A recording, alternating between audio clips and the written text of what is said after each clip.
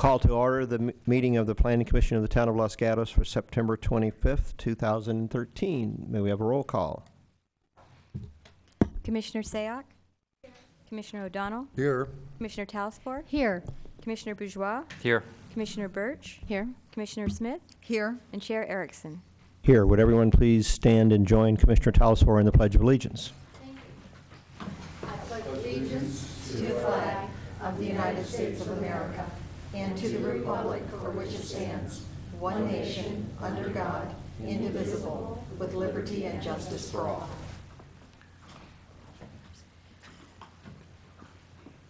The Town of Los Gatos and the Planning Commission actively encourages active participation on the part of the public in all of the public hearings and deliberations of the town. There are several ways that members of the public can participate in the deliberations of the Planning Commission. The first is by providing written comments on agenda items prior to the meeting through the staff that are then incorporated in the staff report that's distributed with the packet for a particular meeting. At the meetings of the Planning Commission, there are two opportunities for public participation, as there will be tonight. The first is when we get to the verbal communications part of the agenda, which is an opportunity for the public to address the commission on any item which is not on the agenda for a particular meeting. The second is during the public portion of the public hearing of an agendized item, where members of the public are encouraged to address the commission about their interests, concerns, and comments about a particular agenda item. In either of those cases, we would ask you, if you're here tonight and would like to address the commission this evening, that you would fill out a speaker card that's on the back of the benches in the chamber and pass it to the staff. And we would then be able to call on you at the appropriate time in the meeting. We have minutes that were distributed with our packet for the September 11th meeting of the Planning Commission. Are there additions, corrections, or a motion to adopt the minutes as presented? Commissioner Talasfor. I don't have any additions or notes, but I would make the motion to approve the minutes of Wednesday, September 11th, 2013. Do we have a second? Second. Commissioner Bourgeois, any further comments? All in favor, please say aye. Opposed? Passes unanimously. The minutes are adopted as distributed. We have one written desk item, written communications. I would ask members of the commission, has everyone had an opportunity to look at the desk item? Okay, and for members of the public, there are copies of the desk item that are out in the lobby area if you would be interested in having a copy, available for yourself, a copy of that desk item. There are no requested continuances on this evening's meeting. Members of the Planning Commission also serve on several committees of the town. Yesterday evening, there was a meeting of the North 40 Specific Plan Advisory Committee, and Commissioner Sayoc is going to give us a report on that meeting. Yes, thank you, Chair. Yes, the North 40 Advisory Committee did meet yesterday. This is a committee that was put together by the council to help draft the specific plan for that area.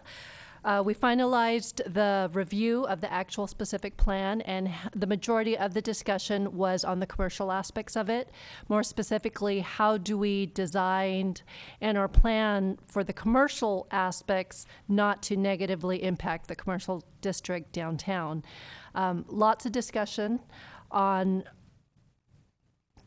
all the possibilities that could occur. However, there was no clear solution that was presented that the committee could latch onto. So in terms of process, the next step is the advisory committee will meet again October 15th. At that point, environmental reviews will be taking place, as well as an urban decay study. And those reports, as well as the draft specific plan that the committee put together, will come to the Planning Commission in the fall. And we'll have a chance to review that. And then ultimately that goes on to Town Council for their decision. Thank you. Commissioner Sayoc, are there questions for Ms. Sayoc?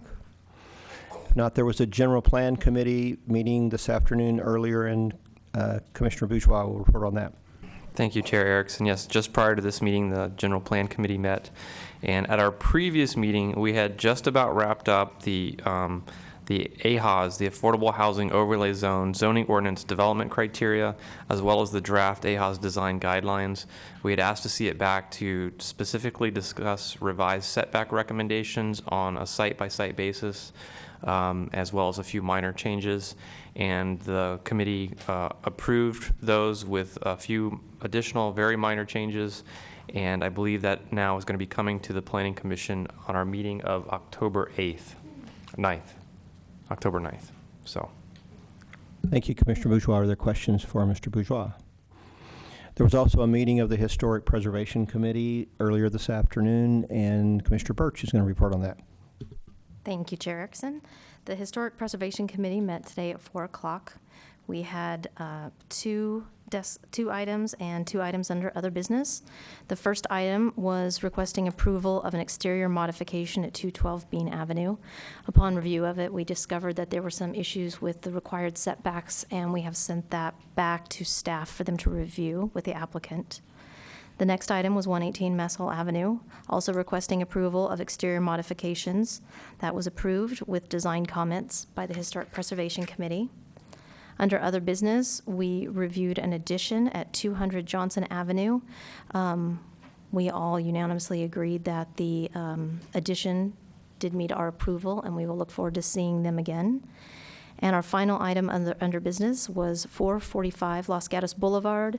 The applicant just came in to get some information on the processes of the town, and we have directed them to meet further with staff. Thank you. Thank you, Commissioner Birch. Any questions for Ms. Birch? Thank you very much, fellow commissioners. We would now move to the verbal communications part of our agenda. We don't have any speaker cards from anyone from the public who would like to address us on topics which are not on the agenda, but we would invite anyone to come forward who would like to do that. Mr. Arze. Good evening. Yes, that's my name. Thank you for remembering. Marcia gave a very succinct review of the North 40 committee meeting yesterday, and a number of us were very surprised to see the rug pulled out from under the Central Business District. Apparently, it has been wisely decided that we don't need to protect the Central Business District merchants, small, large, or even the property owners by putting a limitation or a percentage on the number of small shops being allowed to open in the North 40. So now we're back to square one. I got up and talked about, it's not, I've sort of come full circle on the thinking of how we need to protect the downtown. And it's not necessarily by limiting the amount of percentage of small businesses that are allowed to be opened in the North 40, because there's not going to be a lot to protect. We've turned into downtown as a chain store, national chain store. We got and restaurants. We're well in over the the normal percentage of what is healthy. My concern now is, what are we going to do when the 2,000 to 3,000 square foot shops empty up? Empty out and move over there. I'm talking about Black and White. I'm talking about a lot of stores that are today's bread and butter for the downtown Central Business District. Now you're going to get this in a few weeks, so I'm just sort of trying to bring up now while you can think about it, and perhaps you can chit-chat with some council members and ask them why they did this. Because my thinking is, this may be a good idea. Let's go ahead and empty out the town of Los Gatos, because it will reduce this burden of expensive real estate that me and other landlords are getting at $5 a square foot. I mentioned $5 a square foot to the developer, and he said, "My God, I'm in the wrong business. You really mean that restaurants and stores in downtown Los Gatos are getting $5 a square foot?" And I said, "Yes." Perhaps if they all flee to you and you're only charging $4, rent will come down in the Central Business District. So it's sort of a bad thing to happen, but we are going to go into Votex, whatever, as soon as this shopping center opens up. Thank you. Thank you, Mr. Arzy. Are there other members of the public who would like to address the commission on items which are not on the agenda? Seeing no one coming forward, we'll move on our agenda. There are no items on the consent calendar this evening. There are no continued public hearings. The next item on our agenda is a public hearing considering Town Code Amendment Application A-13-04, which is considering an adoption of amendments to the zoning regulations contained in Chapter 29 of the Town Code to incorporate land use regulations for live entertainment. In addition, to be clear, the Commission will also consider proposed amendments to the town's alcohol beverage policy and will review and provide comments on the live entertainment regulatory process, which is being proposed by the staff for Chapter 3, Article 7 of the Town Code. Are there any disclosures from commissioners on this item? None. So we have two very terrific staff people, Mr. Adonias and Ms. Mosley, who are going to team tag on the staff report for us. Thank you, Chair. The town's current alcoholic beverage policy was adopted by the Town Council in 2001. The language within it currently discourages entertainment establishments with alcohol service and also includes language that requires adoption of standards and permit process to allow entertainment with restaurants and bars. So obviously it was on the town's radar back in 2000 and 2001, but the town didn't have the capacity or the ability to address it at the time. It was brought to the forefront back again in 2010 when the town council approved a conditional use permit that included conditions that required the town to reinitiate the entertainment permit process preparation.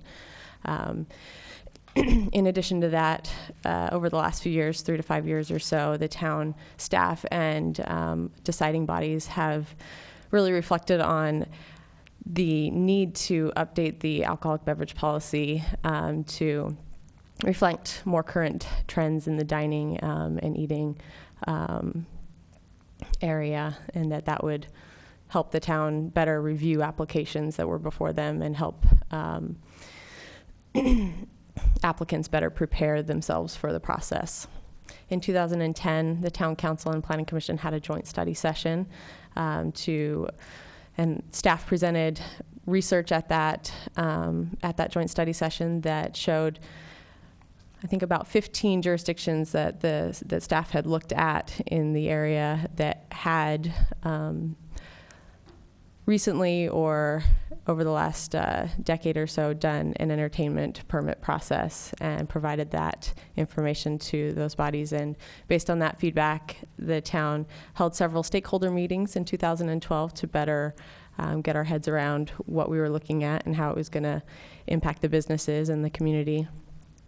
And then we followed up again with Town Council with that information and further research that staff had done in December of 2012.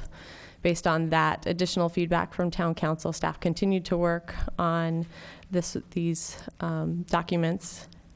And later in September of 2013, staff did hold a business meeting as well as a community town-wide meeting to reach out to the community and provide them information as well as take some feedback.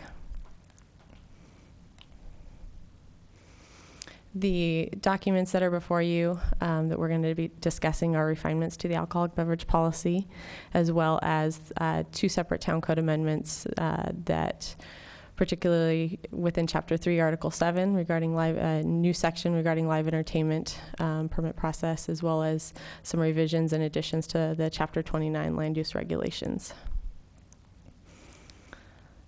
Some of the specific items in regards to the refinements within the alcoholic beverage policy, specifically expanding on the definition of meals to include small plates and certain types of appetizers. That's something specifically that staff and deciding bodies have seen being brought to them and being discussed by potential businesses that are interested in the town. The intent of the language within the definition still retains the intent of the original 2001 alcoholic beverage policy, but just provides a little bit more clarification. The another thing that's been discussed at public hearings is just in regards to what about when I'm waiting for my table, can I order a drink? Or if I'm sitting there and I haven't ordered a meal and maybe I'm just going to order dessert, can I order an actual alcoholic beverage? Or how does that fall within the alcohol policy? So the staff took a stab at trying to address that, and that is within your draft document there within the staff report. We also have seen somewhat of an influx in regards to what we termed retail wine establishments, also known as wine bars, as well as more recently, more operations wanting to include wine tastings or beer tastings in small pours. So staff included definitions for both of those items to clarify those for future applicants. As well as one of the reasons that we felt the need to include and tie the alcoholic beverage policy revisions to the entertainment permit process was that there's specific language, as we discussed, within the alcoholic beverage policy relating to the entertainment permit process. So those necessary updates were included as well. And I'm going to hand it over to Erwin to go over the live entertainment. So during Marnie's presentation, she alluded to that December 12th council study session where staff had actually proposed a specific framework for the live entertainment process within the context of the alcoholic beverage policy. And some of the comments that arose from that meeting, there was a consensus from council that they were comfortable with a certain amount of review. And there were sort of key items being sort of late night operations as well as alcohol service that council really wanted to try to retain their ability to look at those items and be able to review and approve them at their level. And there was also a recognition that there were certain items that may not be as controversial that they were comfortable having the staff look at possibly at a development review level, with the caveat that any decision of the Development Review Committee could also be appealed to Planning Commission and Council. And the structure that staff had proposed in December was an elaborate sort of 3-level process that had some exemptions, had DRC review, had Planning Commission, as well as Council. And one of the comments that came from the Council, and there seemed to be consensus for it, was that it was a little bit complicated, and Council really desired to have something that was really easy to understand. It was pretty straightforward, not only for applicants, but for the people that were reviewing the permits, and they wanted to have the process a little bit more transparent. So staff really took that to heart and came up with a process that looked at the key issues in terms of, this thing that the town's been grappling with for some time. And we really focused in on the late night operations past 10 p.m. and the alcoholic beverage service seemed to be sort of like the bright lines that seem to be the friction points as part of this. So as part of developing the live entertainment process, we focused in on those 2 items because they really were items that were creating potentials for quality of life impacts, and particularly to the surrounding neighbors. And during that December 2012 study session, it was really apparent that council wanted to try to have protections in place to protect the surrounding neighborhoods. There was a desire and recognition that additional amenities were desired, but as long as there were appropriate protections in place for the surrounding residential uses. Also incumbent in some of the discussion during that was having neighborhood notification and having a very transparent process. So as part of what's being proposed, in your desk item, there's referral to not having any neighborhood notification. And so we clarified that because it wasn't entirely clear in some of the materials, but it is in the ordinance requiring a neighborhood notification for both levels of review. Other key concepts that staff used to develop the live entertainment permit, what we wanted to do was to have something that just wasn't a standalone document, that actually leveraged some of the existing town regulations and policies to work in sort of a unified context to, again, protect that quality of life. So we looked at the town's existing noise ordinance as well as the amusement sections and some of the permitting processes that are there. And we crafted the ordinance to try to pick up some of the same language and some of the same protections. In the live entertainment ordinance that you have before you as Exhibit A to the attachment, there's actually a definition of live entertainment. And one of the key things from that December 12th study session was council really wanted to have an ordinance that was all-encompassing. And so what you have before you is a pretty broad definition, and there's also a list of exemptions that staff's recommending to sort of say these are the things that we don't think should be considered, but we wanted to have a definition that was pretty broad to try to encompass things that we may not have even thought of at this particular point that may evolve over time. In terms of the ordinance, it really is fixated on those two things, alcoholic service and late night hours. And so any proposals for alcoholic service or late night hours will require an operational agreement as part of the permitting process, whether it's a conditional use permit or the live entertainment permit. We also, in the ordinance, are establishing standards for the application process, the public review, the permitting, and the operations. And there is a requirement that any proposed live entertainment use is an ancillary use or subordinate use to the primary use. It would be one of these things to address a concern that somebody were to apply for a entertainment use and all of a sudden that becomes the primary use of the business. That's not the intent. This was supposed to be an amenity to an existing use, and that's what the ordinance basically requires. In terms of the ordinance itself, a lot of commentary in the community about what it's doing or what it doesn't do, so we wanted to clarify that. So in terms of what the entertainment ordinance does, it requires businesses and operators proposing any new live entertainment use to obtain a live entertainment permit. As part of that, it's going to also require an operating agreement for any application that includes late night hours or alcohol service. So this is an additional tool that helps to regulate these uses and to ensure compliance down the road should problems occur. The ordinance also integrates that operational agreement with the conditional use permit requirements and establishes standards for entertainment uses to address those late night uses. And with the ordinance, the way it's drafted, and the operating agreements, it establishes a process to basically suspend or terminate a permit should problems exist.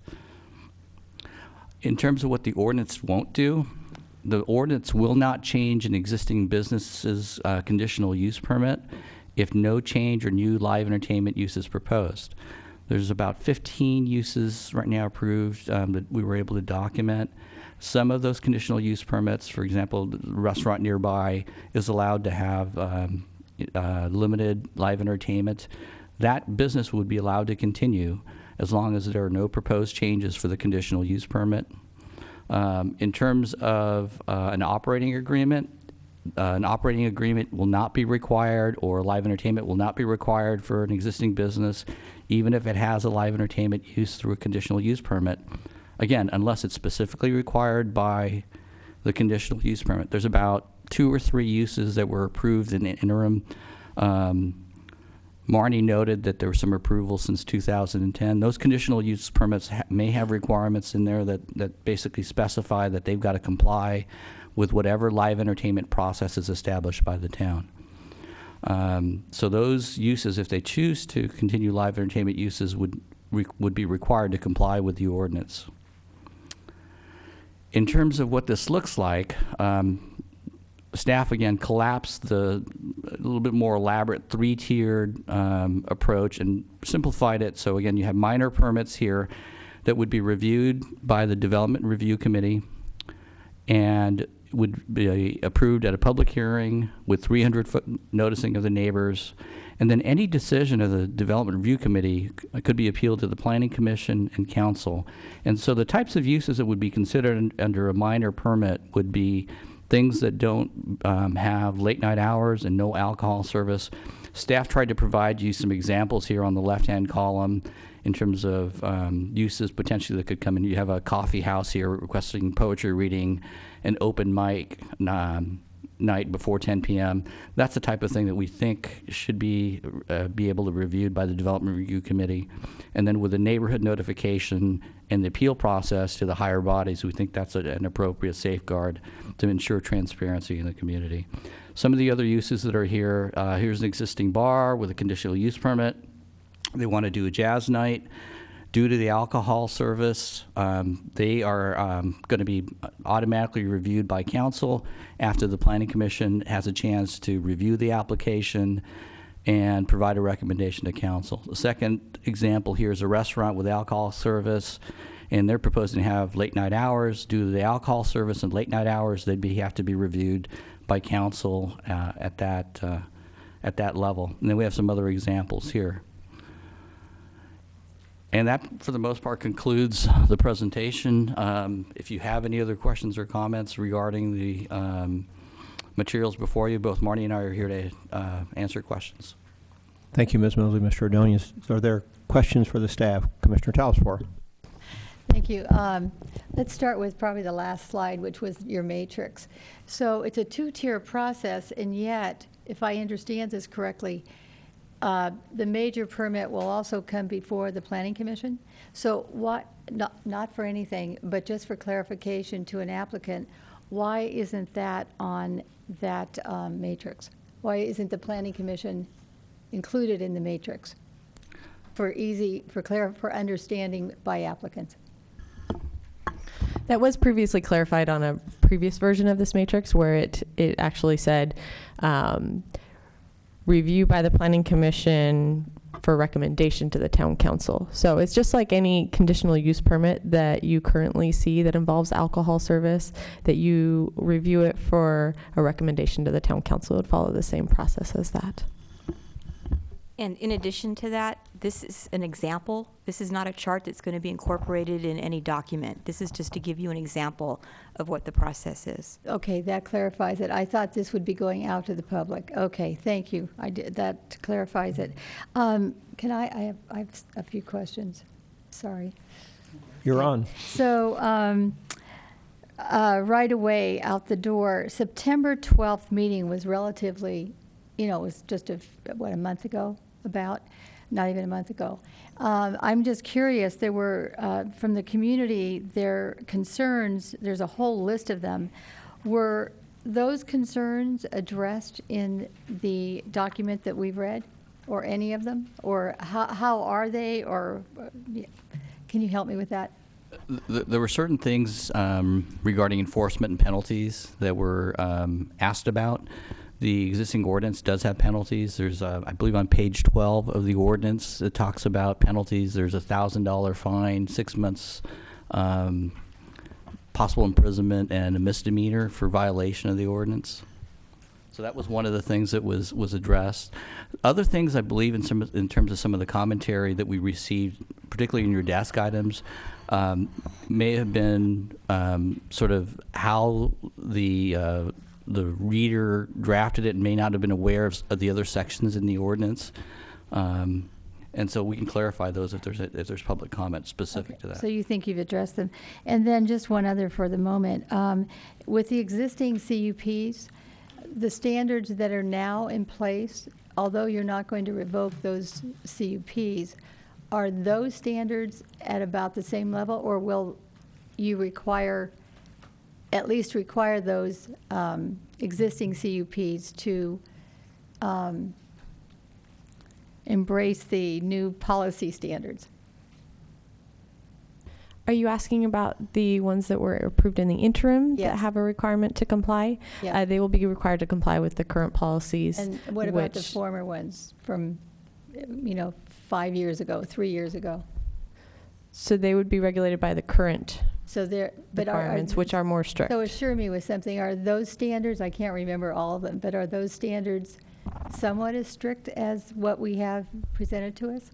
So the standards that we are presenting are, I mean, the former ones, where we approved entertainment prior to this. Yeah, go ahead. The Existing conditional use permits that do not have a condition of approval to comply with the town's proposed entertainment ordinance, those will not be subject. It won't be retroactive if this policy is adopted. It's not retroactive. I understand that, but I guess I needed some assurance that perhaps what standards were put in at the time would at least be close to what these new proposed ones are or will be, if this goes through. Well, every application has different conditions of approval, so it depends how old the application Right. is. Okay, all right, thank you. That's all for now. Commissioner O'Donnell. I'm a little concerned in that in reviewing this, we're reviewing an ordinance and policy, and so I'm sure we all did a line-by-line review, and there are obviously a number of fairly boring comments that one has when you do a line-by-line review. And so after we entertain the comments from the public, I wanted to know from a procedural standpoint, are we going to do that, or are we going to submit, for example, to the town attorney some of our written comments, because some of the comments are drafting comments, and I'm not sure they need to be spent a lot of time on them. Others raise issues that perhaps would, but I'm a little concerned. This could be a very tedious evening. So the good part's going to be when we hear comments. The difficult part is when we go through this line by line. So I just want to throw that to the chair if you have any comments. We're going to talk about that after we hear the public. Yeah. Other questions of the staff at this point in time? Commissioner Smith. I'll save my other comments for after the public, but I do have a question about the definition of live entertainment. And the reason why I asked that question is the exclusion. The term live entertainment shall not include any entertainment provided solely without human interaction, etc. In this past year, we had an application before us where the only music that was going to be provided, according to the applicant, would have been on an iPod or an iPad-driven music. And it was going to be inside. And we approved limited use. And not too long ago, I walked by this establishment, and the building was rocking because of the non-man-made live entertainment music inside. So with a question like that, and this kind of definition, I really wonder if we're where we need to be with technology. Technology-driven entertainment without human interaction other than plugging something in. With that particular example, staff's response would be that, we try to make this thing fairly broad, but your example actually brings into question more an issue with regards to the noise ordinance for the town. So that would probably be the appropriate vehicle to address that particular issue. If it were sound that were being generated that violated the town's noise ordinance, hence your concern, that would be the appropriate way to handle that. And if there wasn't a specific limitation about sound not being broadcast outside of the building. What you have before you in terms of the live entertainment permit and the operational agreement now are two other tools where you could craft, as part of the review of those processes, requirements that would require the doors to be closed at all times, or that would have limitations in terms of monitoring for sound. And to sort of establish appropriate standards. But, those are two tools that you don't have right now, and those would be included in the ordinance that's being proposed. If I could ask one follow-up question with your suggestion, and that is, I noted that only the major tier would be requested to have a year-by-year permit review. Would it be possible, or I think it said may, and I'm going to comment later that I think that should be shall have a year-by-year permit review, but would it be, and is it feasible within the thinking here to have a permit review of minor as well? I mean, I'm just wondering how, because I don't know the enforcement process It's certainly within your rights in terms of making recommendations to council regarding the ordinance. Commissioner Telesfor. Yeah, just as sort of kind of a follow-up, the document about entertainment is for inside entertainment only, and we're not covering outside entertainment. Where would that fall? Just so I have an understanding of Staff's entertainment. Staff's understanding from direction from the town council at the previous study sessions was that they were not interested in permitting outdoor entertainment. So it is restricted to indoor at this time.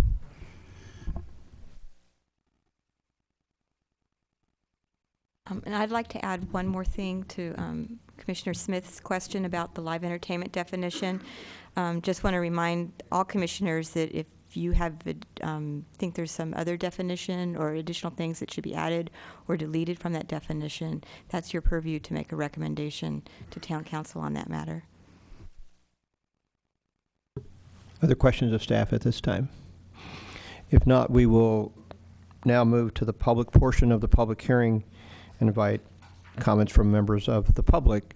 We have 2 speaker cards at this point in time. If there are other members of the public who would like to address the commission, we would want you to come forward and give a speaker card to the staff so we can call on you at the appropriate time. The first person we would call on from the public is Larry Arzi.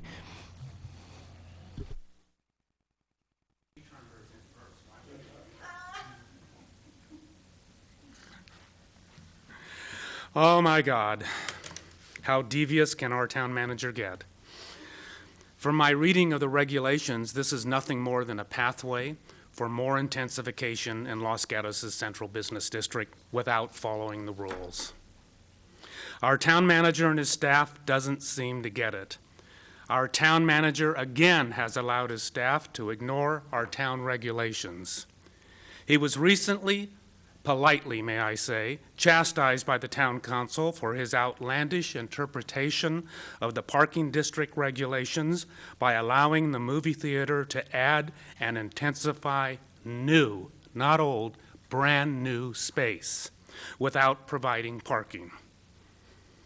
He was clearly asked by the council to do better in the future. His staff even agreed that intensification requires more parking spaces. Here he is again asking you to pass an ordinance that increases intensification without providing parking. The man is dense and flaunts his power. Our parking district regulations do not allow intensification without adding parking. The town council clearly gave him instructions to do better. That means the same for you. You can approve this without a clause to add, you cannot, excuse me, please don't approve this without adding a clause to add new parking. If you vote for yes for this, I would hope that you add that no new intensification be allowed in the CBD without the construction of a new parking garage, which adds no less than 100 spaces, or that the applicant provide the appropriate parking as required. What you're doing is allowing intensification. Intensification in the central business district is not allowed in the parking district. It clearly says it. Please read the parking district regulations if you don't believe me. Late night hours is as well an intensification. Thank you very much. Thank you, Mr. Arzi. Are there questions for the speaker? Mr. O'Donnell, Mr. Arzi, we have a question for you. I just want to make sure I understand your position. Is your position that the sale of alcohol is the intensification, or the late night hours is the intensification, or the entertainment, or all of them? All above. For years, we have been flaunting the parking district regulations. We've been ignoring them.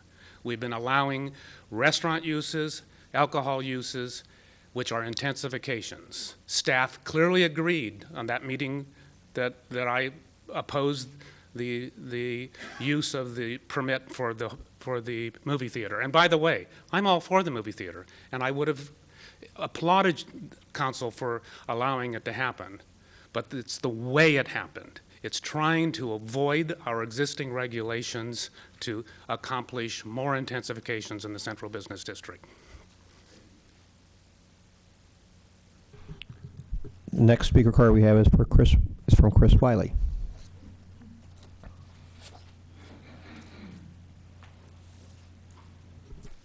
Good evening. I'm here because I supported an establishment that makes noise and has occasional entertainment, mainly with just people getting together. And there's no way to really police this noise for both the people that make it inside the establishment, outside the establishment, and as Mr. Arzi has shown about the parking, well, there's noise associated with noise. For example, if you have an establishment with a lot of beer bottles and wine bottles, when they empty them from their establishment outside at 5:30, 6 o'clock in the morning, there's no policing of this. And you have down here that possible penalty of violation, and I'm not sure if it's for noise or alcohol or whatever, $1,000, that's nothing to anybody. I don't believe you'll throw anybody in jail. I have a concern with the establishment near me, which, as I had shown, was the bocce court. It's been there since February of '97. I supported it going in, and I was assured that they would police themselves, that we didn't need to get police involved. But we have, and we've gotten nowhere.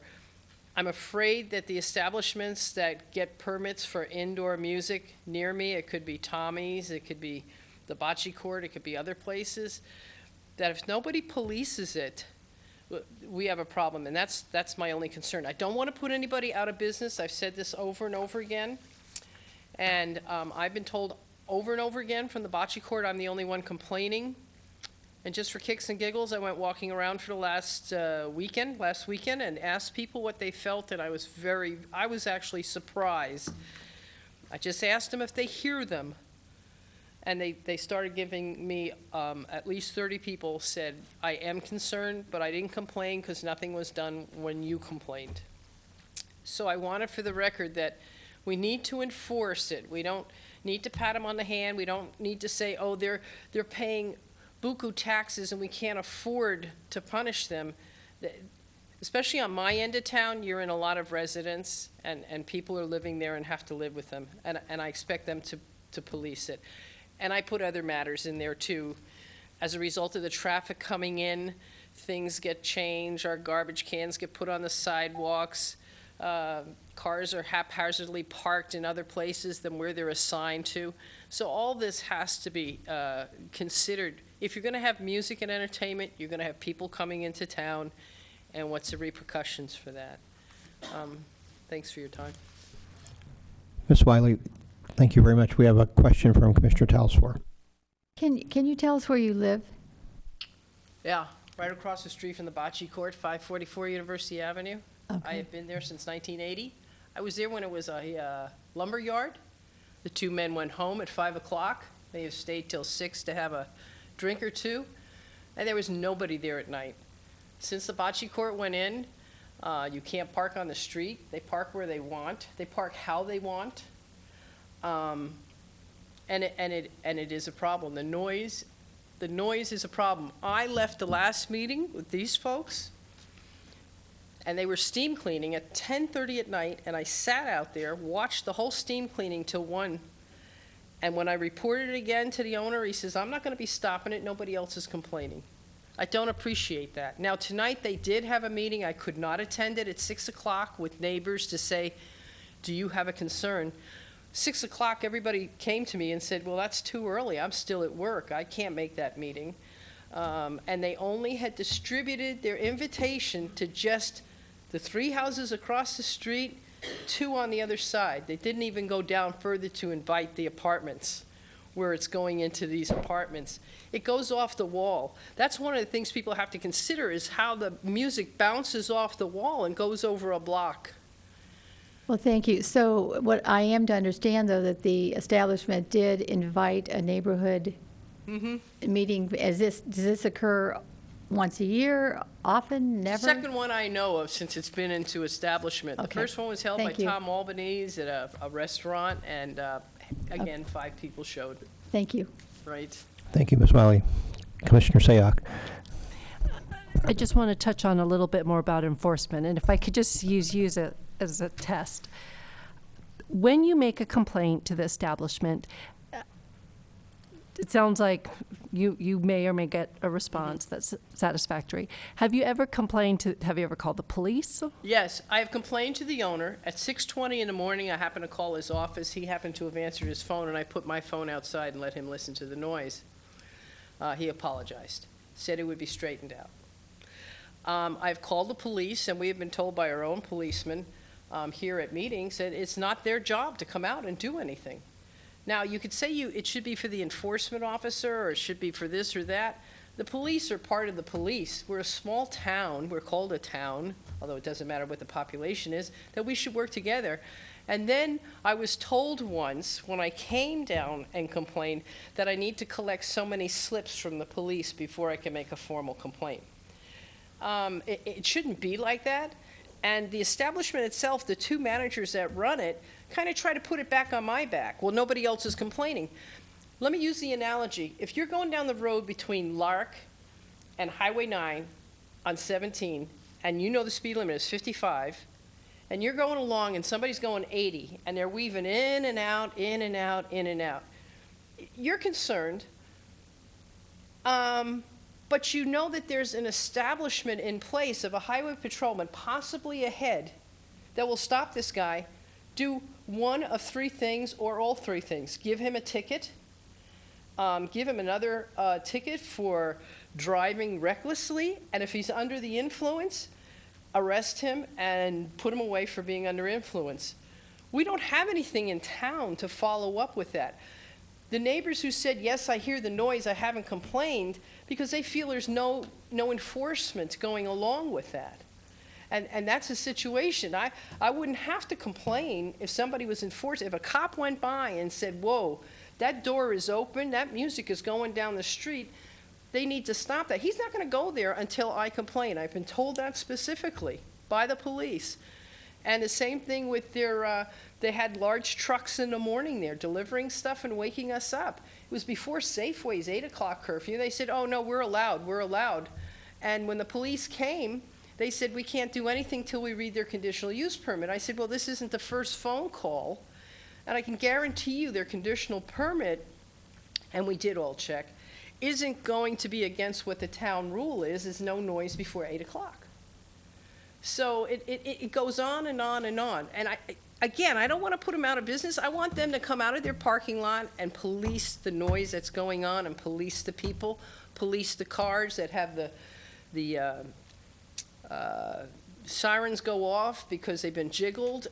It's like they're like this, and it's not right. It's not right because that's their business, and they promised they would police it. If you remember correctly, they said they were just going to be a small bocce court with a bunch of people getting together with a little deli inside with a wine and a beer license.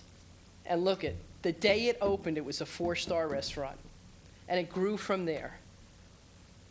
So, and the buses are really getting out of hand because they shake the ground when they're standing out there, and I don't know where to send them anymore. It used to be down the alleyway, down and back of like the banks and stuff, but now I don't even know where to send them, so they sit out there, and they don't want to make the big turn down the alleyways.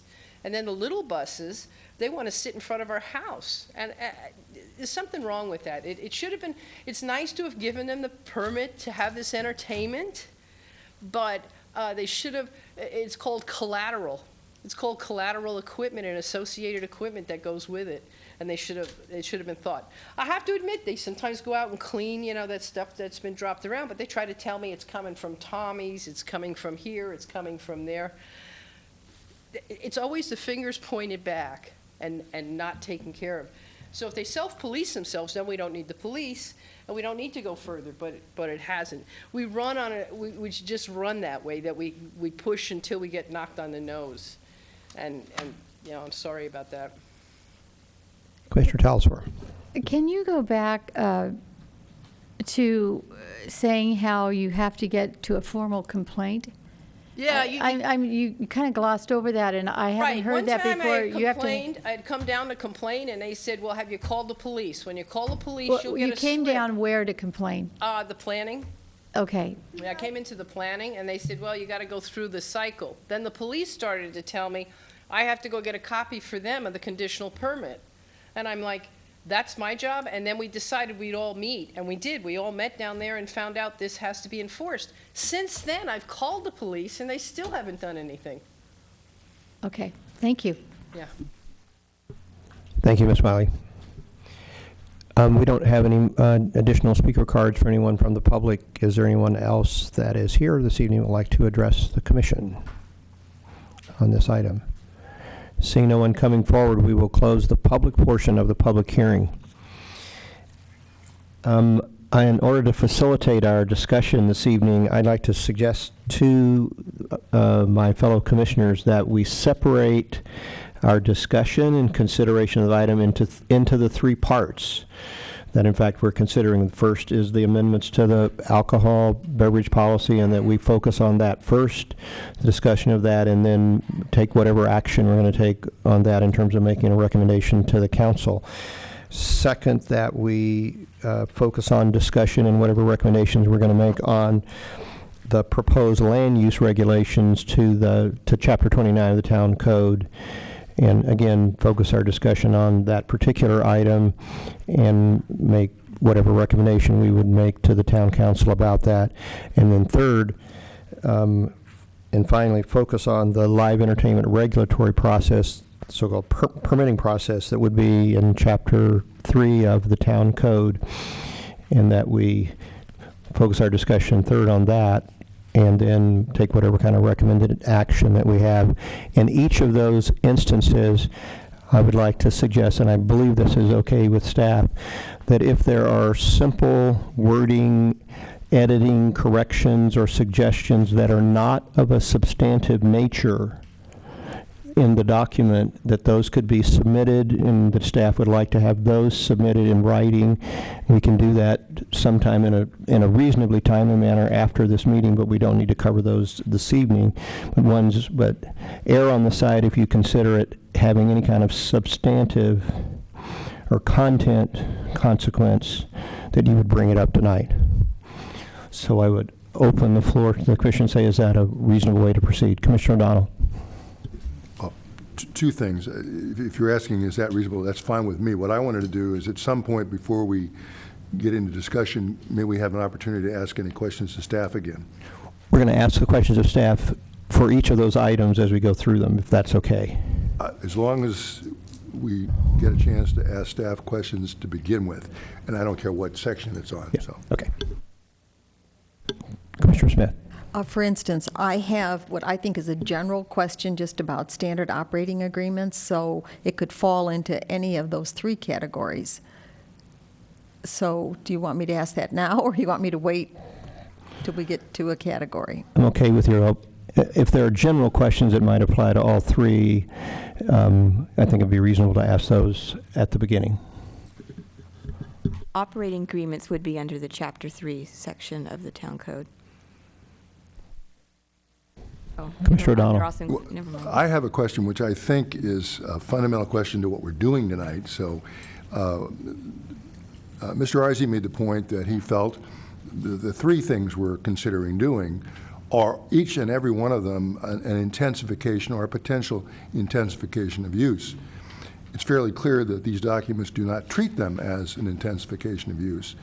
So I would like to have staff tell me, do they consider it an intensification of use? And if they do, have they responded to that? And if they don't, why not? I.e., not when I say why not, if they don't consider it an intensification of use, I'd like their explanation of that. In drafting the live entertainment section, you'll notice that the definition for live entertainment specifically points out that there's a primary use and that the entertainment use is an ancillary use of that. So it's a supportive type of use. So when this was envisioned, what you were looking at potentially, as I understand it, was a typical application could be a restaurant that may want to have some musicians playing. so that the musicians were an ancillary use.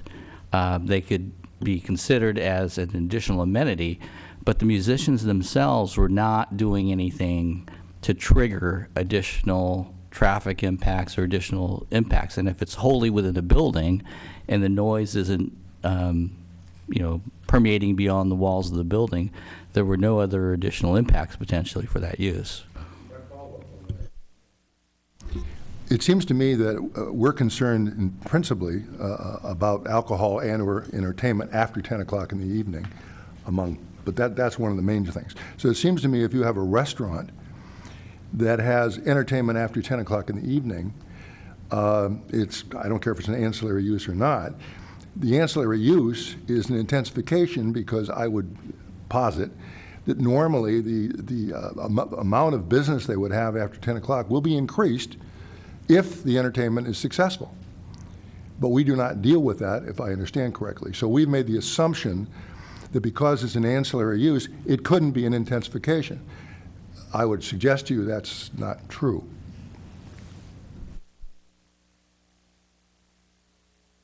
Ms. Bailey.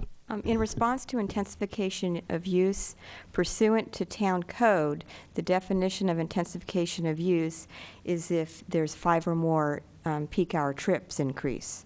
So that's where that would not be considered an intensification of use in terms of traffic. In terms of parking, it's in the town code.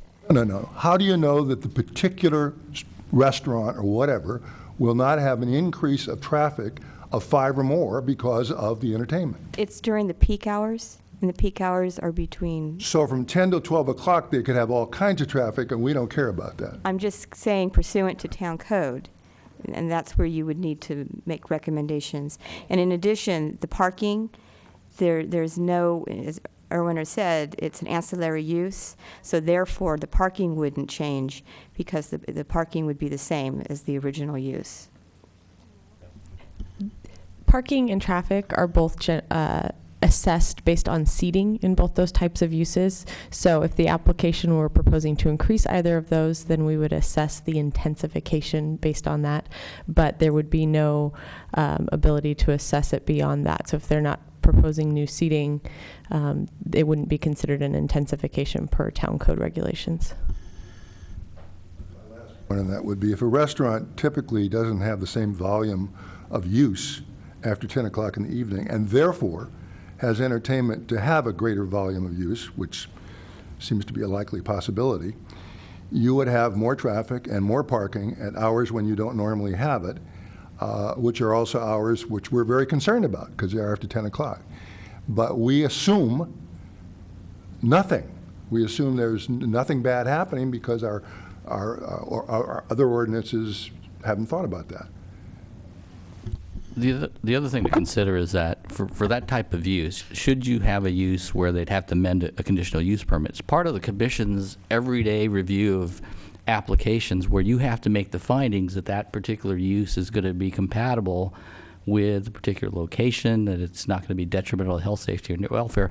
So it's part of the description that's being proposed. You as a body, when that application comes in, is going to have to make a finding as to is it or is it not an intensification of use in your opinion, and what the impact would be. Yeah. And to expand on that, when we've had previous applications where there was late night hours with entertainment, that was discussions that was made by the Planning Commission and the Town Council regarding those uses, that even though it was after the peak hour trips and technically the parking and the seating wasn't increasing, that was part of that discussion. So when these applications come before you, you would have that opportunity to discuss that again. We're just giving you the information that's in Town Code that we are presenting to you. But if you want to present some potential further amendments to the Town Code for Town Council to consider regarding this matter, we can. I guess the only thing I'm thinking is you've done a lot of very good work on this. The question I'm raising, I guess, is have we ignored the intensification? If we relate back to the use permit, the use permits we've done in the past are vested, and we by and large can't touch them. what we're going to proceed now is with new ordinances and new drafts that make certain assumptions that I'm just suggesting raise serious questions, and I wonder if we ought not to be having something in those ordinances which at least acknowledge the possibility and therefore perhaps encourages us to do something about it. It wouldn't have to be ironclad. Just there's no mention in here that what is being proposed may in fact intensify use in hours where it wouldn't have been, may intensify noise in hours where it wouldn't have been, those kinds of parking. So if you have very successful entertainment, you will be drawing in people who are coming for the entertainment. If I were putting on entertainment, I assume I'd like to have people show up. So I just think while we're doing this, we might want to consider whether we have to flag anything. And I think staff would add to that is just that that is in the purview of the Planning Commission tonight. And should you observe those issues and raise those as recommendations, that's certainly something that should move forward to council and that guidance to staff. If you don't think that those are conditions that can be managed in an individual CUP, and you should look at town code amendments to the definition of intensification of use or what triggers parking or seating or things like that, then those are recommendations that the Planning Commission should consider and move forward. Mr. Ordonez. The only other thing I was going to add is that if the concern is going to be a late night hour or alcohol service, one of the tools that is being proposed as part of this change is the operating agreement. And within the operating agreement, you have the ability to mitigate some of those potential uses and impacts as part of that. That's the thing that would be crafted by the Community Development Department in conjunction with our fellow team members in the police department to help address those issues so they don't become, spillover effects into the surrounding neighborhoods. That's also a mechanism, and it may be appropriate to provide some recommendations as to what should be in the operating agreement templates that are moving forward. Commissioner Sayat. I have several questions, but first, following on the parking. Currently, restaurants are tied, the number of parking spaces they have are tied to the number of seats they have in a restaurant. That's correct?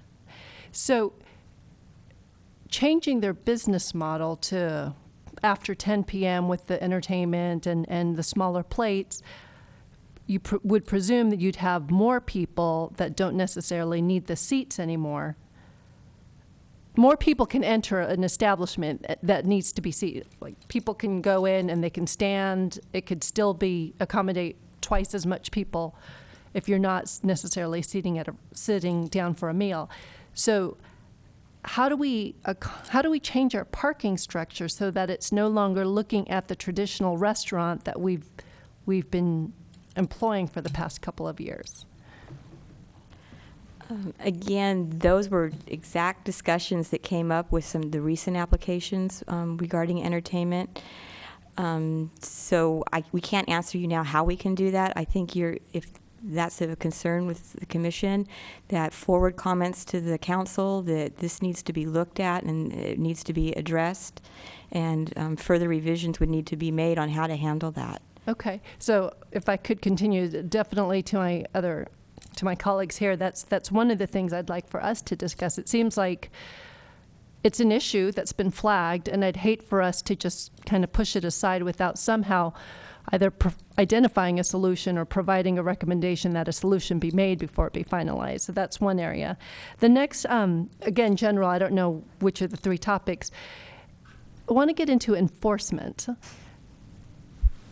Now, so the first question is, an establishment, when they have let's say Campo de Bacci, their parking space, are they required to police their parking spaces, or are they only required to maintain what's indoors?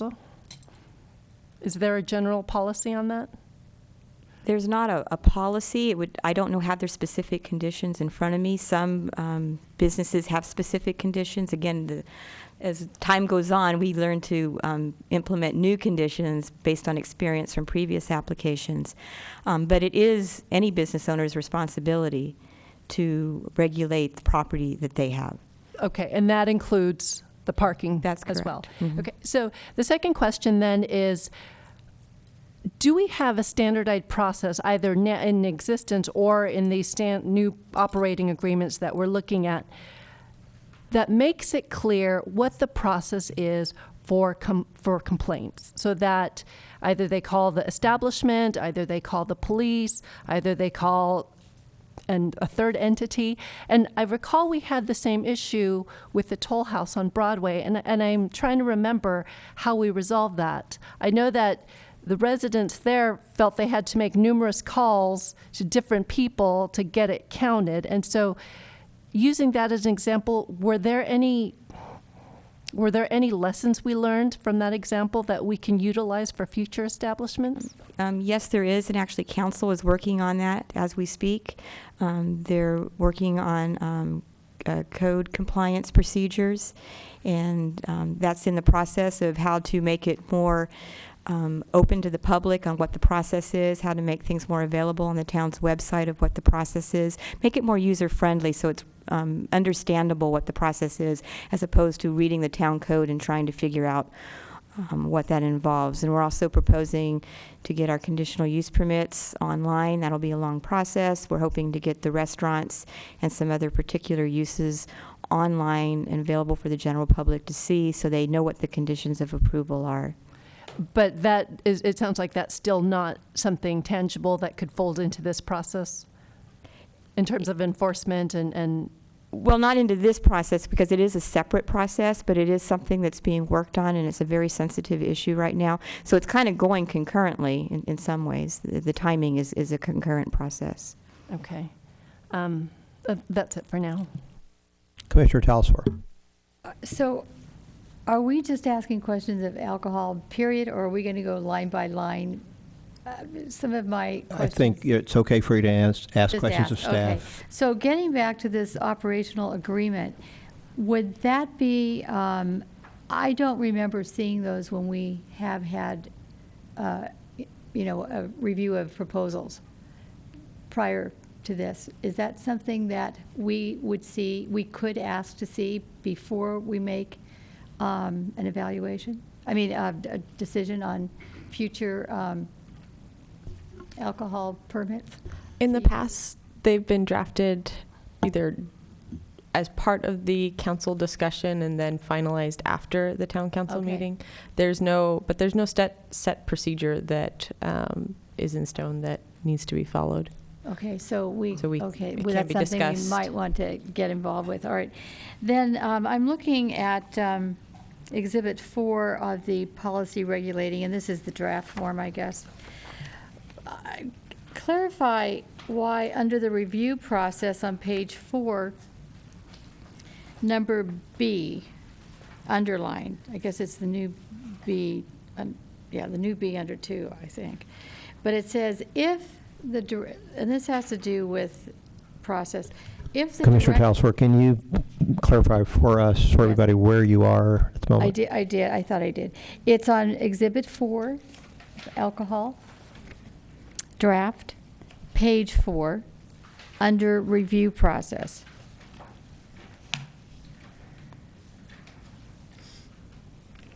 Thank you. And so the word is, if the Director of Community Development becomes aware of any alcohol-related impacts on the surrounding neighborhood, the Director shall review the operation of the business to determine whether there is a violation of the conditional use permit.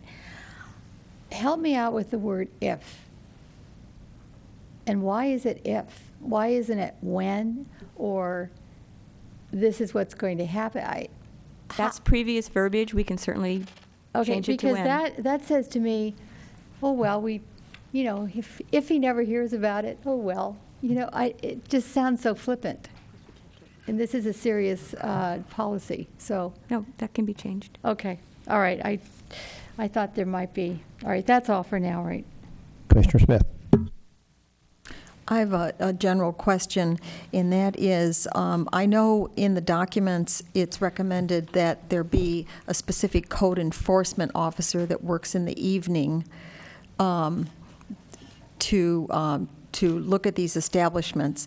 But my question is, what is this code enforcement officer an employee of the police department or an employee of the planning department? Because I know there's a code enforcement officer that would go around during the day, for instance, and look at signs or banners, having had personal experience with that person. So I'm not sure, are we talking about the same kind of person, or are we talking about someone from the police department? In terms of code enforcement, it would be the town's code enforcement officer. Right now, we wouldn't have the capacity to have someone work evenings. It would be council's decision on how they want to handle that position. There are some instances where we have had our code enforcement officer go out in the evening to check on things, but it would be something right now on a regular basis unless council makes a determination to modify that position. So thank you. So then that takes me to the next question, which is the standard operating agreements. And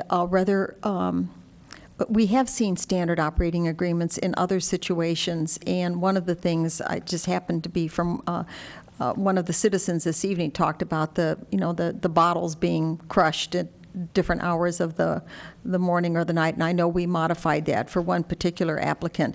But who is enforcing then the standard operating agreement? Is that the code enforcement officer?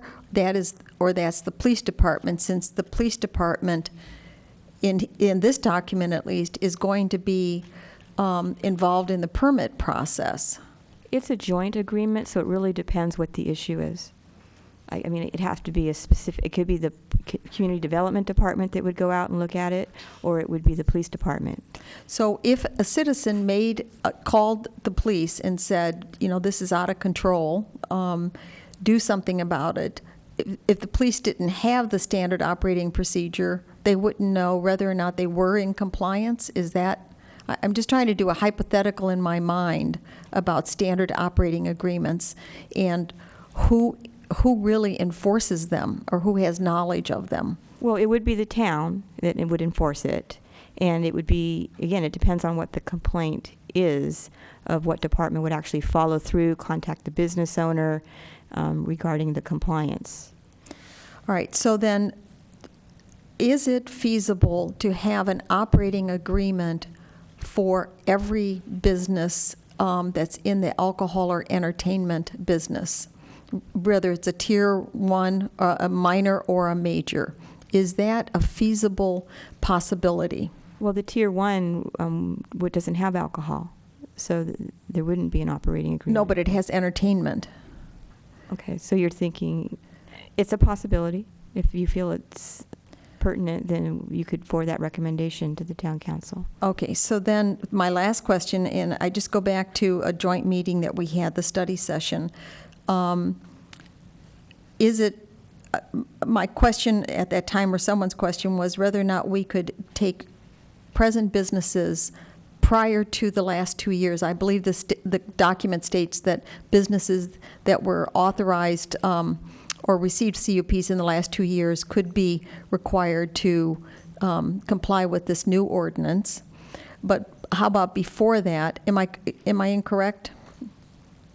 It would only be the businesses that had a condition of approval that they had to comply. And the comment was in the last 2 years. You've included that condition. That's correct. Right, but I believe that Ms. Propp stated that there could be some kind of amortization schedule that we could move into, that we could approve, so that businesses that didn't have this in their agreement, we could get them to comply with these new regulations. Am I correct, Ms. Propp?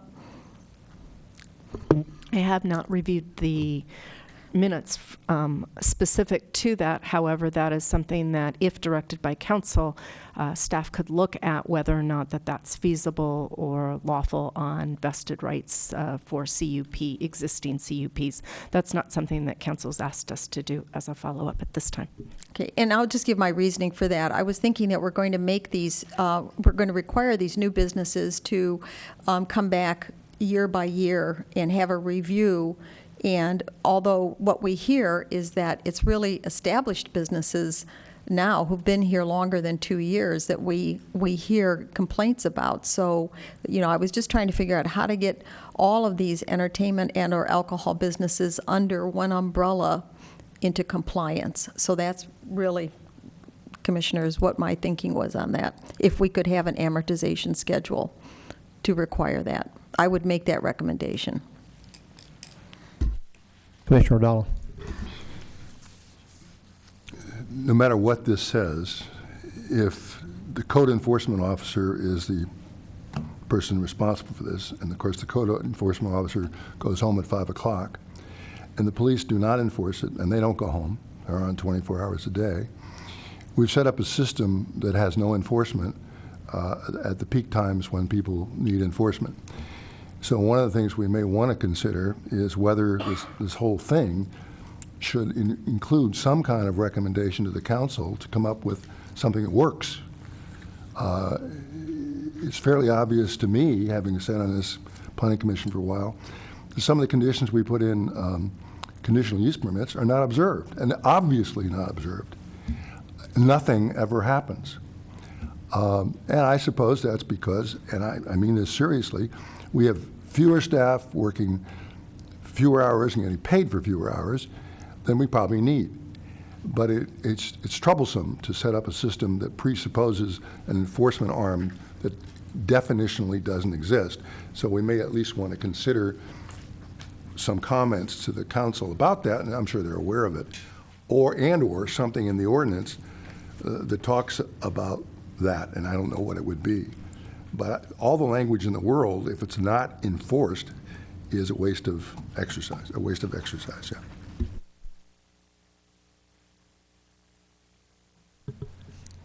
Commissioner Talasfore. Take a stab at another conflict I found, or at least to me it is, and in fact I'd like to hear from my fellow commissioners, and that's about this. I'm referring to the alcohol beverage exhibit 4 again. It's the draft, page 3. It's number 9 under general policy, and then it says number 9 is limited alcohol service may be provided prior to meal service within a designated enclosed waiting area to patrons waiting for a table to become available. To me, I don't know how that is ever monitored or enforced. It, to me, could become a loophole. I find it very much in conflict with the specific policy, which is right below it. Number 1, under restaurants, alcohol beverages may only be served with meals. Who's going to patrol that? And I don't even know why that's in there. I remember one time allowing one restaurant to serve this, and I can't remember why we did it, but anyway, we did allow that to happen. But that isn't something that I believe the town or this commission would be in favor of, but I could be wrong. So I would like to have some weigh-in on that, because it is listed as something that would be under a general policy, and I think it actually should be eliminated. And then I have, under general policy, I am still confused, because this still, the word strongly, the town shall continue to strongly discourage new applications for standalone bars or restaurants with separate bars with full liquor service, and strongly discourage. I need some help in the definition of strongly discouraged, because I think that's always where we are. It's open for interpretation, and that leads to, prejudice sometimes, or favoritism. It could be viewed as. I'd just like to know, still to this day, how we're supposed to use that in deciding any of this. Can the staff enlighten me any more with this? Thank you. Well, if it says strongly discouraged, then if we get an application in, we would point that out to the deciding body that that is the policy. And I mean, if you have... it's up in the air. Well, It's like, if you have suggested wording changes or whatever, you can certainly move that on. Again, this is from existing policy, it's existing wording. I understand that, and I think that's probably when this all started years ago, was we tripped over that word in making in that phrase in making our decisions. We've always tripped over that. So, I've always been conflicted sometimes with approving restaurants with bars or whatever, because I have that language in front of me. So I don't know, but I'm uncomfortable to still see it there. Can staff ask what language you would be more comfortable with seeing there? Yeah. Well, let's see, we've crossed out, shall not be allowed. I think maybe it goes back to what is the mission? What is the purpose of what this alcohol policy is? What does the council want us to do with this? What's their vision? I think when we had that meeting back in December 2011, we grappled with that, or we said we need to have a mission statement that went along with our policy, so we had a clear understanding of what we're supposed to do, what we want to encourage in town, that's to keep with our small character. So, maybe that needs to be clarified more and grappled with and discussed. I don't know, I'd like to hear from other people on that. Commissioner Birch. Oh, I'm sorry. Oh, Commissioner Bourgeois. Thank you. I'd like to follow up on that point. So if we look at Exhibit 4 and we look at the general policies, I really question why we struck out, and this goes back to your point about mission and purpose of what we're doing. We're striking out an entire policy, which is shall continue to discourage applications for entertainment establishments serving alcohol beverages. When I read that, I was like, oh, we struck that out because of the entertainment policy. Then I went back and looked at the entertainment ordinance again. And in the second whereas, we say, which was last amended in 2001 and currently discourages alcohol service in conjunction with entertainment establishments. But if we're crossing it out, then it doesn't still say that. So we're internally inconsistent, but I think there's a difference between discouraging alcohol service in conjunction with entertainment establishments and, this is a nuance, but discourage applications for entertainment establishments serving alcohol. There's a difference there, actually, and I think we've always been talking about entertainment as an ancillary use, but number 2 in the policy says an entertainment establishment. To me, that means that's the primary use of that establishment. It's not an ancillary use. So I don't know why we're no longer discouraging that. Because to me, that seems like a pretty big policy change that I didn't feel like that was the intent of the council, to make that big a policy change. So, and that goes back to your point about what are we doing here? And what is the mission? Because that's a pretty big policy change. All of a sudden now we're saying, oh, it's okay to bring in an entertainment establishment, which is, to me, is a venue designated for entertainment. But everything else we've been talking about is about entertainment as an ancillary use. So I would recommend not striking out general policy 2. But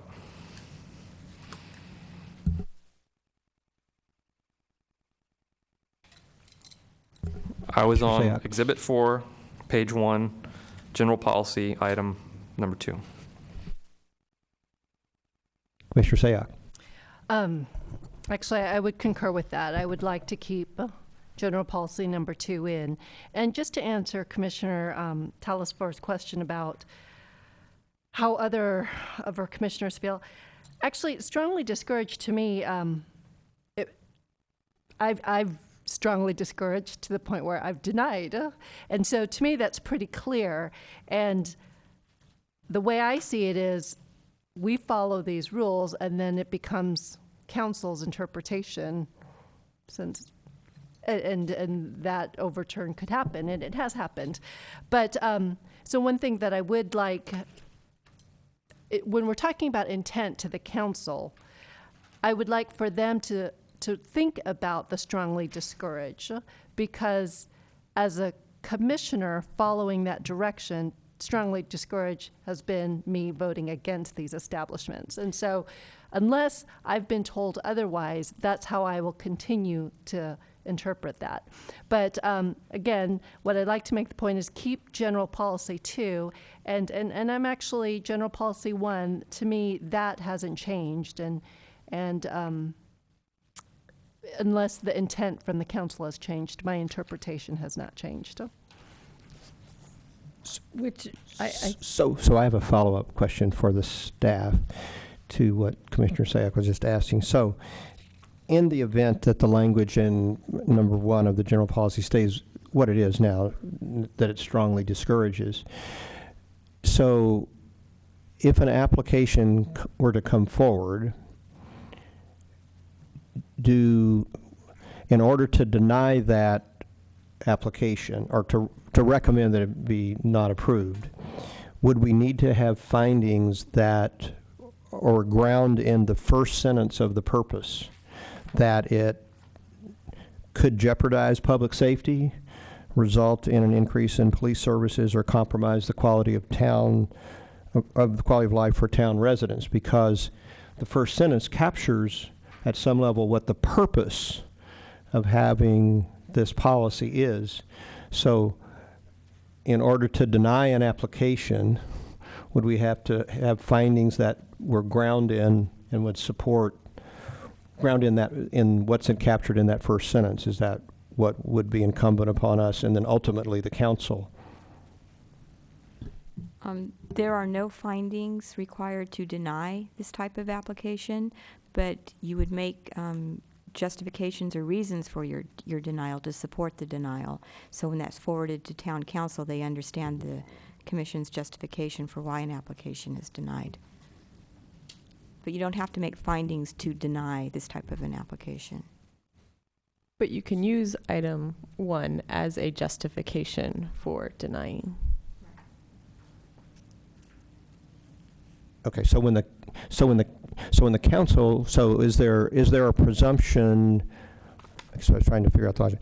So is there a presumption that if the application goes forward and it's a legitimate business, has a legitimate business license, that meets all of those other kinds of things, that check off all those boxes, that one could simply deny it on the basis of that we were strongly discouraging having none of those, or would one have to make finding or provide a justification, and I'm sorry if I'm using the wrong language, that says they won't jeopardize public safety, won't result in an increase, and or won't compromise the quality of life in order to approve it?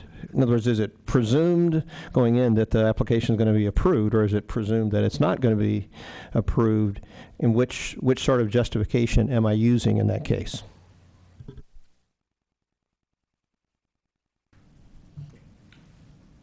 Commissioner O'Donnell. I think that's a good question, and I think the only thing that makes any sense is to say the burden is on the applicant to get over the strongly discouraged. The burden is not on us to say, well, what does that mean? I mean, so if we say we strongly discourage, then we're saying to the applicant, tell us why we shouldn't turn you down. Yeah. And then the burden is on them to do that. And your example of what it would take to do it, I think is a good example. But I think your question, if we get an affirmative answer to this, is very helpful, because then the whole burden is shifted. And when we're sitting here listening to people, we start with the presumption we're not going to do this unless when the person comes in, they can present pretty compelling reasons why we should go against a strongly discouraged policy. Okay. I guess what I was trying to figure out is what would be those compelling reasons, and I was drawing upon the language which is in the purpose of the policy, assuming that, and so that suggests to me what the intent is, and so they would have to. The funny thing is, I can't remember the last time we turned down the request to serve alcohol in this town. And we do that partly because everybody gets it. And if we say no to somebody, well, what happened to the last 10 people that got a yes? So if there is in fact a policy at the moment that strongly discourages alcoholic sales in restaurants or whatever, it is one that is my experience, is totally ignored. So, I mean, think about it. Every time we've had a restaurant come before us that wants to serve alcohol, tell me one time when we said no. I'm not even quarreling with that, because I'm not sure that's, if it's a real restaurant and they're serving when they, that kind of, I'm not saying there's necessarily anything bad, but it becomes very confusing here. Because in fact, what it suggests is when we say we strongly discourage, we really don't. So if the council says we should really strongly discourage, then the next restaurant that walks in here and says there are 55 restaurants in town that serve alcohol, and you're telling me I can't, it's going to be kind of tough. Commissioner Birch. But in reading this, it doesn't sound like it's saying, a restaurant where we're going to go eat and have drinks. This says we are strongly discouraging new applications for standalone bars with full liquor service, or restaurants with separate bars with full liquor service, which to me is kind of different than a new restaurant coming in and wanting alcohol. This is more basically a standalone establishment with the purpose of serving alcohol. Well, they're not even new restaurants. The ones we look at are usually often are existing restaurants, and they come in and say, well, gee whiz, my competitors are all serving alcohol. But And it still seems like, if you go in and look at those restaurants, they have a bar. Mm-hmm. And they have people sitting at the bar, arguably waiting for a table to open. There's no way to know whether the person's waiting for a table to open, and they can change their mind and walk out the door. I mean, the whole thing is a little troublesome. You're stealing my question. But we have had that policy forever. It makes no sense. Right. But I don't know how you can get around that. I mean, somebody comes in and says, I want to have dinner, and an hour later, they walk out. What, do you stop them and say, no, you've got to buy dinner? You can't do that. Well, that was going to be my follow-up question with this, because as we're looking at this first, and we're talking about strongly discourage, which I think the wording is good. Being a newbie here, I read through these and I look for clues as to what we're looking for from the applicant. And to me, that reads, I need them to come and prove to me why I should not strongly discourage it, not me proving why I am. But in reading this, we have these, under the specific policy, we have restaurants with separate bars, we have a separate bar, and we have a food counter. And I'm trying to determine in the application process and then in enforcement, it seems like there's some fuzzy gray lines here. And how do we enforce what the difference is, and what was the need for breaking these out? And when applicants are coming to us and we're looking at these, can somebody clarify what I'm looking for in the difference here and what the town is looking for with these separate? Does that make sense?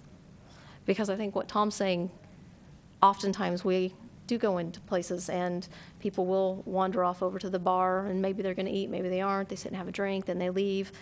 Well, where is that accounted for? And if it's not, who's policing whether they're at a separate bar or they're just sitting at the food counter? Do you understand what I'm asking? The conditional use permit for that business would usually specify what that counter is used for.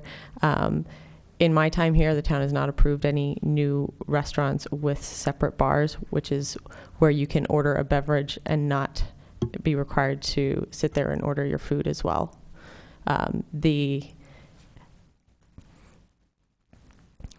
They're all food counters is what they may look like a bar, and that's where this discussion has stemmed over years of applications as far as providing that clarification. I'd like to take you out to dinner some night. This town is full of restaurants that have bars, but maybe if you see no evil, hear no evil, and speak no evil, it's better. Commissioner Bourgeois. I'd like to pile on here a little bit because, I think this is the key question, and I think it does come down to how we're defining separate bar, because that's the issue we've had before us. We've had people telling us this is a food preparation counter. I mean, I can't tell you how many times we've heard that, and you go into these places and it's a bar. And so I think I personally have some issue with the way separate bar is defined versus food. I don't think we should get rid of food counter altogether, and that definition should be lumped in with a separate bar. If it looks like a duck and walks like a duck and quacks like a duck, I think we're perpetuating an issue that we've been frustrated with for years up here on what is a separate bar or standalone bar. And we've been being told by applicants one thing, and I think by putting it in black and white and defining it that way, I think we're perpetuating a mistake. So that's my 2 cents. And along with Commissioner Talsfor. And along with that, under separate bar, I guess I circled the words, a separate bar is defined as an area within a restaurant that is separate through a physical barrier from the dining area. Now, wait a minute. What does that mean? That means we can approve a bar as long as it's separated by a physical area? Okay. It's a reverse. So we cannot approve it if it's separated by a physical area. Okay. Presumably, we could choose to do either of those. Be strongly discouraged. Okay, open for interpretation. All right. Commissioner Smith. Are we ready to just move on to one other issue? Okay, all right. I'd like to move on to the issue that I raised earlier, which is enforcement. And as I read... May I ask Commissioner Smith something? So are you talking about enforcement of the alcohol policy? Or just enforcement in provisions general? for both policies, because this is what I want to speak to. Okay, go ahead. In the entertainment policy, there are law enforcement inspections, and then a revocation process. In the alcohol enforcement policy, it states on page 5, Roman numeral 5, enforcement, that the town code authorizes the town manager to take enforcement action if it is determined that the sale of alcohol has become a nuisance to the town's public health, safety, or welfare. And so, so we have a step-by-step policy for entertainment, but when it comes to the enforcement of alcohol, what we learned through this past year, I believe it was, from our citizens, that there is at least one situation where no one is keeping track of complaints. So my question is how, one of the issues is the number and types of calls for service at or near the establishment that are a direct result of patrons' actions. I mean, it goes on page 5, but who is keeping track? How are we tabulating this? What is, how does the town manager receive this information if we have no code enforcement officer in the evening, and other than if there's an altercation or a reason for the police to be called, we wouldn't have a police report, but we don't have a way of tabulating citizens' complaints that are just, you know, they're breaking the bottles at 3 o'clock in the morning, or they've moved my trash cans. I mean, the kinds of things we heard tonight, but we've heard them before, just different iterations. So I see two different enforcement policies for entertainment versus alcohol. Just my comment.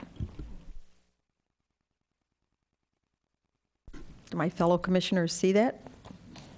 So I have a question of Ms. Prop. In that section, in the enforcement section of the alcohol beverage policy where the word nuisance is used, does that have a specific legal meaning in that situation, or is it a more common definition,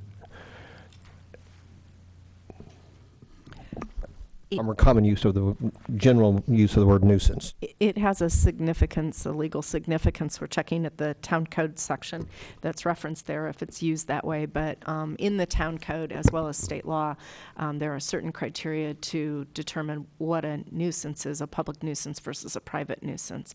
And we are bound by that. So we'll look at that issue going forward, though. Thank you. Commissioner Sayoc. Well, I wanted to echo Commissioner Smith's concerns. As I've mentioned, those were also mine as well, in addition to the parking. I feel like, really, for me at least, the parking and the enforcement are the two issues that I really want to make sure it's clear in both of these documents what a resident neighboring these businesses can do if there are issues. And it sounds like there have been issues and there will be issues. So let's just be realistic about how we're going to address them.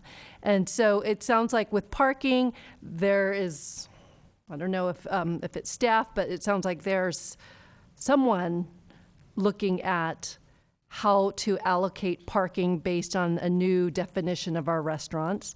And it sounds like with code compliance that there's also a parallel track.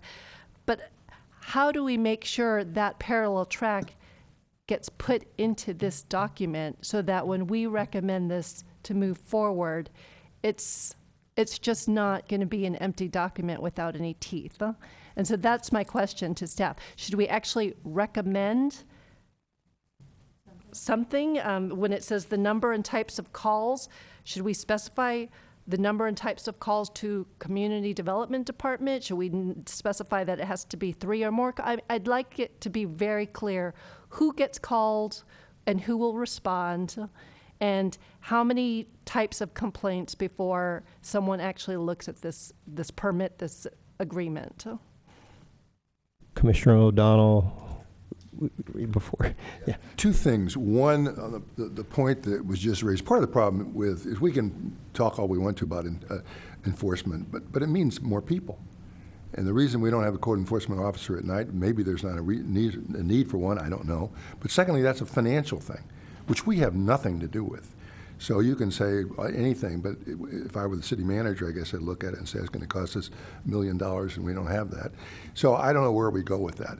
But one of the things we could do, tonight one of the points made was some of these things could cause an intensification of use. Perhaps not as we presently define intensification, but one of the things we could consider, and it could be incorporated in the language, is a consideration over and above what we would normally consider would be what impact, if at all, would this new use, i.e. the sale of alcohol and or entertainment, have on traffic at hours that we have not evaluated.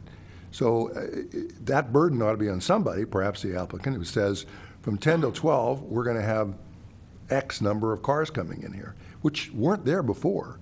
And that's going to require parking. Now, maybe that's fine, because maybe at 10 o'clock at night they can say, our parking lot's pretty empty, that's why we're doing this. So I don't know, but there's nothing in the document at the moment, I think, that tells us we should do that. And therefore it tells the applicant they should be able to respond to that. So I'm merely suggesting on a drafting note that we suggest that we put something in about that. On the code enforcement thing, I think we can tell the council we're very concerned about the apparent absence of that, but that's a problem that apparently they're also dealing with. We're told that it's coming down a parallel track. But I think we as planning commissioners can merely say that it looks like we've got a problem there, and we're inviting the town council to figure out how they address it. Commissioner Talsfor. Yep, so I think what I'm hearing is that process hasn't been clearly defined. I can't go from A to B in process. And with what I heard tonight with public testimony, I am less secure if I let this document go without something in there that says we have to have that clearly defined, available to our residents, and then resolved with them, acted on, absolutely implemented. Because this isn't the first time we've heard this. Anyway, so that's how I would agree with my fellow commissioners on that. Can I bring up something else, or does someone else want to comment on that? Go ahead. Albert. Commissioner Birch. Sure. So you were saying that there's an enforcement policy in the works right now. Is there a way to word these documents that will tie anything that falls under these documents, and I guess that would include the conditional use permits that have been approved in the last 2 years that are now tied to these documents, and anything moving forward to be tied to that document? Does that make sense? I know it's not created yet, but is there a way to link these to something that will hopefully be better defined than what we have now and make sure that it covers all of our bases? Well, first thing I want to clarify that there is a complaint process. I mean, it's not like we don't have one. So, I mean, there is a process where someone would call into the town file a complaint. Staff would look into it, verify whether or not there is a complaint, if it's a legitimate complaint, whether or not the business owner is complying with their conditional use permit. If we've determined that there is an issue or the business owner is not complying, we then work with that business owner for compliance. The goal is to get compliance. If for some reason the business owner is not willing to work with the town or whatever, then there is that process that it's set for the Planning Commission for consideration of modification of that use permit or revocation. So I want to make it clear that there is a process. It's not that the town does not have a process. It's just that the council is looking at to be more not customer service, but just to be more open to the community, make it more available to let them know what that process is, to make it more on the website, make the code enforcement forms that they fill out easier to find, just make it more user-friendly. That's the word I'm looking for, to get that out, to help the community know the process. So certainly you could make recommendations to the council regarding that to help them with that process as well. Okay. Can I ask one other question? Sure. It's about parking, since this has come up. You said the number of parking spaces is based on seating. Is that maximum occupancy, or is that the number of seats that the restaurant comes in when they put in their application? That's the maximum seats that a business is allowed, such as a restaurant or a bar. And that's how traffic and parking are both assessed within town code. So would there be a possibility, if we are looking at a current restaurant that's now going to provide entertainment, to change that to a maximum occupancy as a part of the conditional use permit? That has been considered in the past and can be included as far as including an additional condition regarding maximum occupancy. I don't know if we'd be able to include any regulation regarding parking requirements being tied to that, or traffic. But you can certainly request that the town council consider maybe amending the town code parking requirements or whatever to address those concerns. Okay. Commissioner O'Donnell. One of the things we have done in the past is to limit the number of tables or chairs in a restaurant. I don't think we ever review that, because again, you can walk through town, and if you happen to have the use permit in your hand and you count the number of chairs and or tables in the restaurant, there'll be a big surprise. And I don't, that's fine. But, so it isn't the code maximum. If you tell a restaurant they can have 15 tables seating 4 people, you've got 60 people. I don't care what the maximum would be in a vacuum. It's that. So if you're telling me we ignore the 60 and we use some artificial maximum, then that's something else. But if we look at a use permit that says you can only have 60 chairs, we look at that. So there's no general rule somewhere in the sky that we look at. We look at the use permit normally that tells us how many seats. And you'd have to have every use permit. And we may have a process, but as near as I can tell from the testimony you heard tonight, it's a process that doesn't work. And that's not because there's something wrong with the process. And that's why I say that's where the town council and the manager, it sounds like a financial problem. We just don't have the people to follow up on every time there's a complaint. But it sounds like from what we've heard tonight, from Ms. Wild, is it? Wiley. And I'm accepting as what she said was being true. People have made complaints over a period of years with mixed results. And I think if the town had more money and more staff, probably we would do better on that. But we don't have more money and we don't have more staff. So I would agree that we probably have the process. So there's not much we can do about that. So to my fellow commissioners, with the alcohol policy, which we have the potential, the opportunity to make a specific recommendation tonight, I've been trying to track what parts of the alcohol policy people have made comments on. So, and so I'd like to walk through that in Exhibit 4 to see if I've captured all of them, and then to see whether that would provide some some opportunity for us to think about if we're, for example, if we're okay with all the rest of the things that we haven't commented on, that's one thing, then we know where we might want to either recommend some specific changes tonight if we had that, or ask the staff to come back. We could potentially continue this item and ask the staff to come back with wording tonight, so there's to a future meeting. So if that's agreeable to everyone, I'll try to walk through, and I apologize if I missed an item, but I was trying to keep track of them. So there have been comments about section 2.1 under general policy, whether the wording of that's appropriate or not, and I'm not going to stop at each one. We'll go back then and see. And whether or not we should eliminate or not eliminate 2.2. And then if you go to page 3 with me, whether or not section 2, number 9 should be added or not, was the question. And then in section 3, I would suggest the specific question was raised about number 4, but it seems like to me that that's 3, 4, and 5 together, whether the language of 3, 4, and 5 is what is capturing what we would intend. And then there was a question about section 4, 1C, and the use of the word if, as opposed to potentially the use of the word when. Though this wasn't part of that discussion, it seems like to me 4.2D uses the same sort of phraseology where it says if. So if one potentially we're going to suggest, I'm not suggesting that we would suggest that, but if one were going to suggest changing if to when, one might want to consider doing that in 4.2C as well as 4.2B, if I'm getting try. And then the rest of the comments, the other comments were about section 5, about enforcement. So I tried to capture all the places that people were talking. So now I would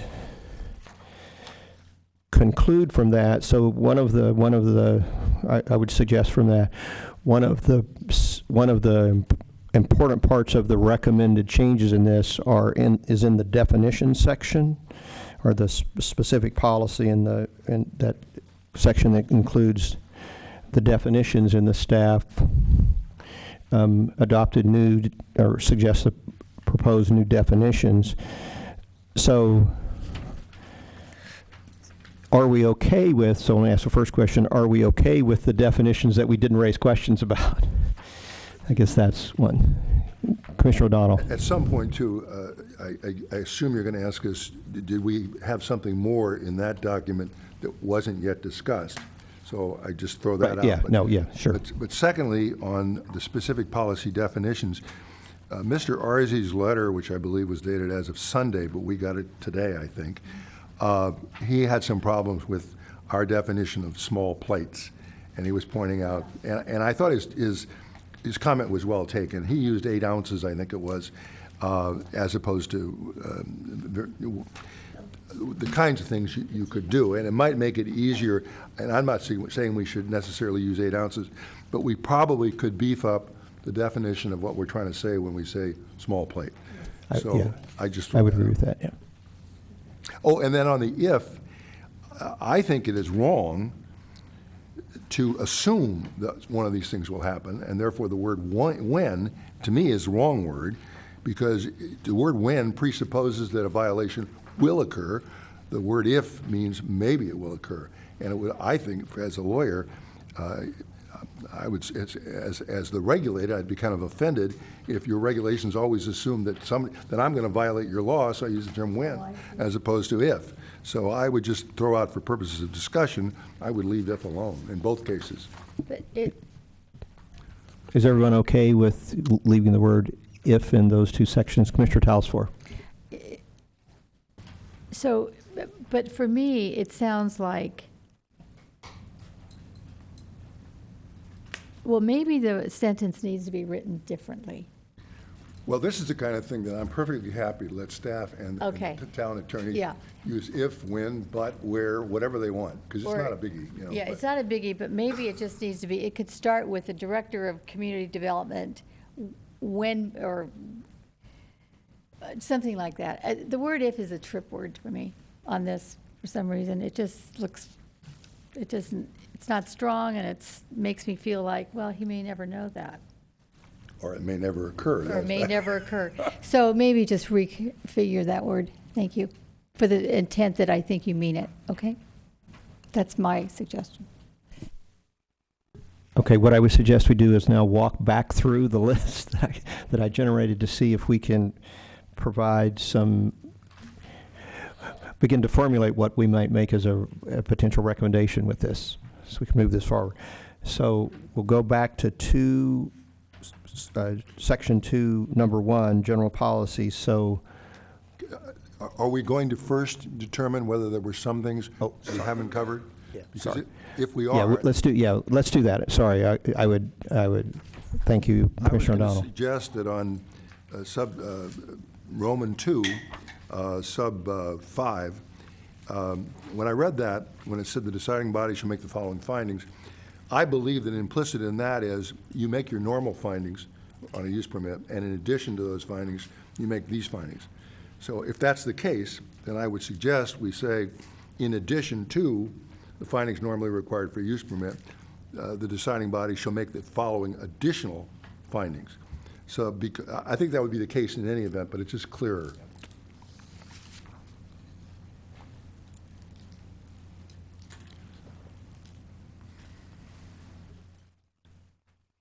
So noted. So 2, Section 1, is everyone comfortable with the language as is, or would someone like to suggest any change in that language? So we'll assume that it's,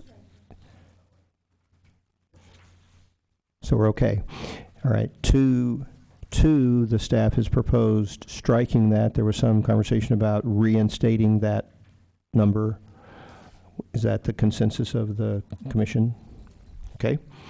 So, and then Commissioner O'Donnell has just, I believe, suggested, if I captured it correctly, in Section 2.5, that one would insert language at the beginning of that sentence to be explicit about that in addition to the regular findings, would the deciding body would also do, however the staff would feel the wording would be appropriate for that.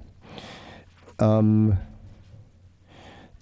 2.9 is, 2.7, sorry, yeah, missed that. So then we would want the staff to take into consideration the comments from the public that we received and the comments which also I think Commissioner O'Donnell reiterated a moment ago about being better about small plates. Sorry, missed that one. And then 9.2.9 is, there was some question about whether that was appropriate and consistent with the intent of the policy. So I would open the floor to, is that language okay? If that language isn't okay, is there a suggestion to delete it or to change the wording? Commissioner O'Donnell. I would ask the commissioner who doesn't like that language to refresh at least my recollection why they don't like the language, because I don't remember. I just don't understand the intent of that. I don't know that that's something that goes along with what we're trying to encourage, or does this fall under strong, to me, this would discourage my approval of an application. It doesn't have any benefit as far as I can see. Just as you had said before, somebody could walk in there, order a drink and waiting, and then say, I'm tired of waiting, but the drink was great, thanks a lot. So now we've created a loophole for serving alcohol without any food. And I know that's not the intent. I think it's one of those things that it can't be monitored or enforced for the intent that we have it here. So why put it in? But that 9 has nothing to do with that. So 9 has nothing to do with whether you can walk out or not walk out. It's where you serve alcohol is not where. That's true. So but your point may be well taken, but it has nothing to do with 9. But who could monitor or enforce that?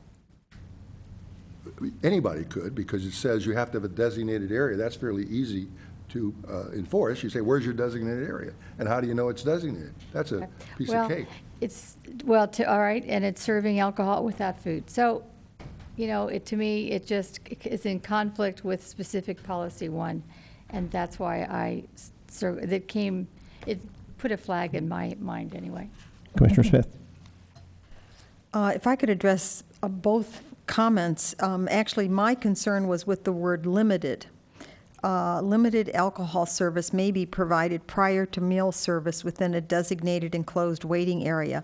So I understand both commissioners' comments, even though they don't seem to be identical. I'm not sure how limited is defined. Is that you can have 2 drinks, limited, or you are only limited to this area to have a drink in your hand before you're seated at a table. So both comments actually can readily be interpreted from this section. So perhaps other commissioners want to weigh in on this. I just think we should say, are we limiting the number of alcohol drinks? That is the intent. It's not the intent to only have it it already says designated area, so maybe staff wants to. I see Irwin is shaking his head, yes, so, or were you just scratching your eye? Agreeing that it needed to be better defined, so. Well, if we strike the word limited, does that solve the problem?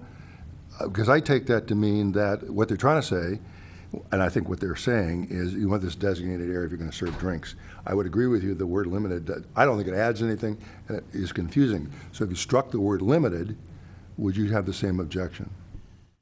Wait a minute, that's addressed to Mrs. Smith. Actually, what I'm suggesting, I will suggest overall that staff take a stab at defining this more clearly. And in any case, I'm not going to rewrite it from here, but all I'm saying is that it is confusing and it needs to be better defined.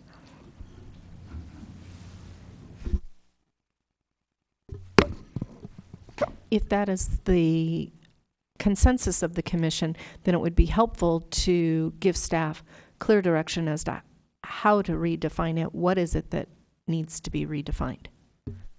Okay, thank you. So does limited mean the number of drinks a patron may be served prior to sitting down at a table to eat? Yes. Okay. That was the intent of that verbiage. And so is that limited to 2, 4, 1, or is that going to be part of the CUP for alcohol? So each restaurant may have a different limit. Usually that language wouldn't be in a CUP. It can be. If Could be you in the standard have operating direction as procedure? far as what you would envision limited alcohol service being, staff would appreciate direction. This is an enforcement issue, which is what you've brought up with. It's like you could put a condition in, like the number of seats and all that, but you can't go out and enforce it. So if you say it's 2 drinks, we can't enforce it. So the limited was to just kind of show that it's not full alcohol. Someone just can't go in there and use that as a separate bar and just order alcohol to drink without sitting down for a meal. So that was the intent of using the word limited. May I ask a question? So any establishment which is serving alcoholic beverages has a license issued by ABC. I'm not an expert on those licenses, but my generalized understanding of it is there's some responsibility on the part of the establishment that holds that license to, if you would, I'm going to use this word in quotations, to limit, quote and unquote, the number of the service of alcohol to any particular patron, so that they, I don't know what the legal requirement would be, but so that they don't act inappropriately, however that's defined. So it would seem to me the town wouldn't want to try to establish another standard, and it may not necessarily be the town's role to establish another standard. So I think in this case, because that may not be the town's role to enforce their responsibilities under the liquor license which they have, or the alcohol license which they have.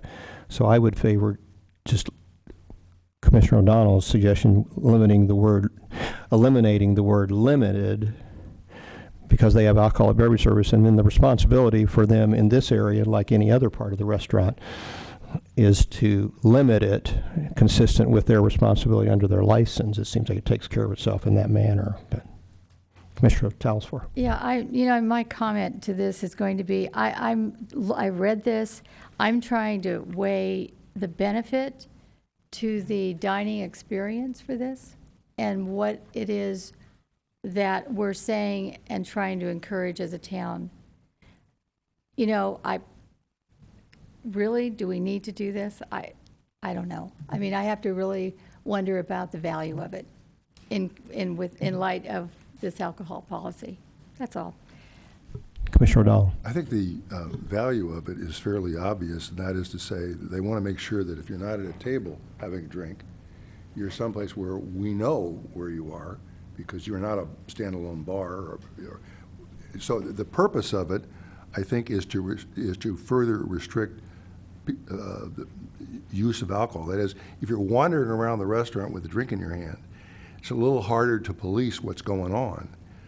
If somebody is either at the table having a drink or sitting in a designated area, that's a fairly normal restriction.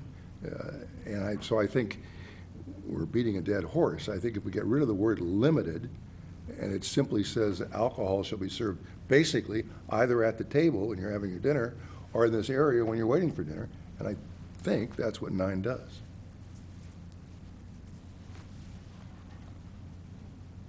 Again, I question the value of the whole, of the idea of it and the intent. And I didn't know it was, is this a need that we've heard from other restaurants? Remind me.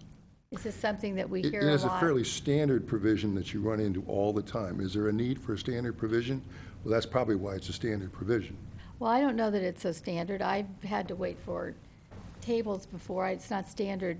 I wouldn't say it was This standard. has nothing to do with waiting for a table. It has to where liquor is served.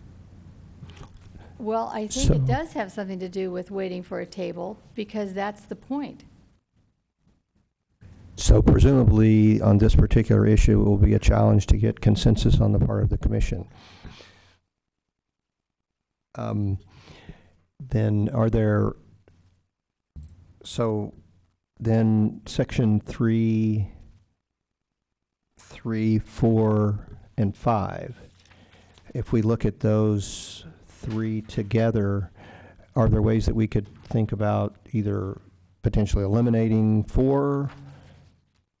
Do we want to eliminate 4? Do we want to suggest that wording be changed at all? Does 4 present, I guess I heard some of the conversation which might have led me to believe that establishing a food counter may really be just a way to establish another bar, or a loophole for establishing a bar. Not trying to put words in anyone's mind, but so is there a need to have a definition in an alcohol policy of a food counter? Yes.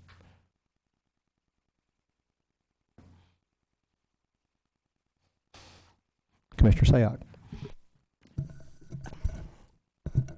Just to simplify it, I'd actually just recommend deleting 3, 4, and 5. When we see the plans, I think it's pretty obvious to us what the uses will be. And I think it's been, through experience, an applicant will just say what they think we want to say. So and ultimately, as the restaurant owner, you change your layout depending on how you need it. And so defining it at the application stage, to me, is really not necessary. Commissioner O'Donnell. Agree on 4 and 5, but the definition in 3 is necessary because in paragraph 2, we use the term separate bar. Yeah.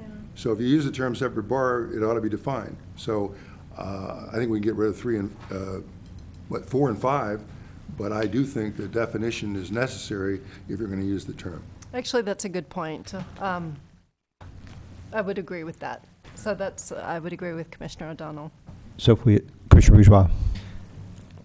And I think that the definition of 3 should be expanded to include what we were previously calling a food counter. Because I think the odds of having a restaurant that has a physical barrier between a bar, I mean, everything we've seen is the bar is open to the restaurant. It's one integrated space. So having that definition of a physical barrier, I don't think that needs to be in there. I think it needs to be a broader definition. So I think you fold in the definitions of 3 and 4 into what we would call a separate bar. And there may be value in keeping 5, because if there is a place where no customers can sit, so we see a plan and there's a bar, something that's clearly looks like a bar, but there's never going to be seats there, and that's just where the waiters and waitresses get the food and they get the alcohol to bring to the tables, and there's never going to be a seat there. That's something different, and I think that potentially might have value in defining that separately. So that would be my recommendation. I know you're not getting consensus here, sorry. It's okay. So may I ask Mr. Bourgeois, can I ask just a question of clarification for myself, but potentially for other people? So you would advocate leaving in the number 5, the service bar, albeit that the definition has nothing to do with the service of alcoholic beverages. Every other definition has something to do with the service of alcoholic beverages. So it's in and of its right. You understand what I'm asked? So I guess my question to think about is does that belong in an alcoholic beverage service policy that's trying to regulate something, a definition which doesn't and doesn't directly relate to it? And then how would you, I wasn't clear to me how, maybe it was clear to everyone else, how you would see rewording 3 and 4 when you merge them. Well, I didn't think we were going to be No, but I mean, were you so talking about removing the physical barrier language? I didn't mean. it could be an either or. It's a separate Okay, bar would be okay. either the definition we have for separate bar or the definition we have for a food counter. Both of those would be, and so maybe that then becomes, one sentence instead of 2 sentences, but I would make them inclusive of each other. Okay, got it now. Okay, thank you. Commissioner Smith.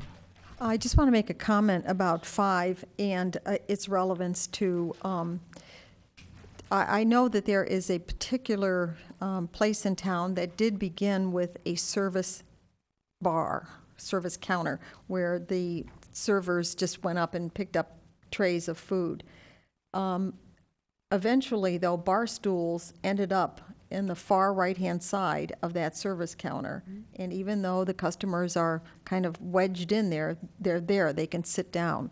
So when I read this, I actually thought perhaps we were addressing that, not that particular establishment, but that issue of, so what we were trying to do is to prevent people from initially having a service bar that shows no seats, and then eventually they move into an area where they can squeeze a few people in and some bar stools there, and the next thing we know, they're serving alcohol across that bar to those people seated there. So I just wanted to put my 2 cents worth in that.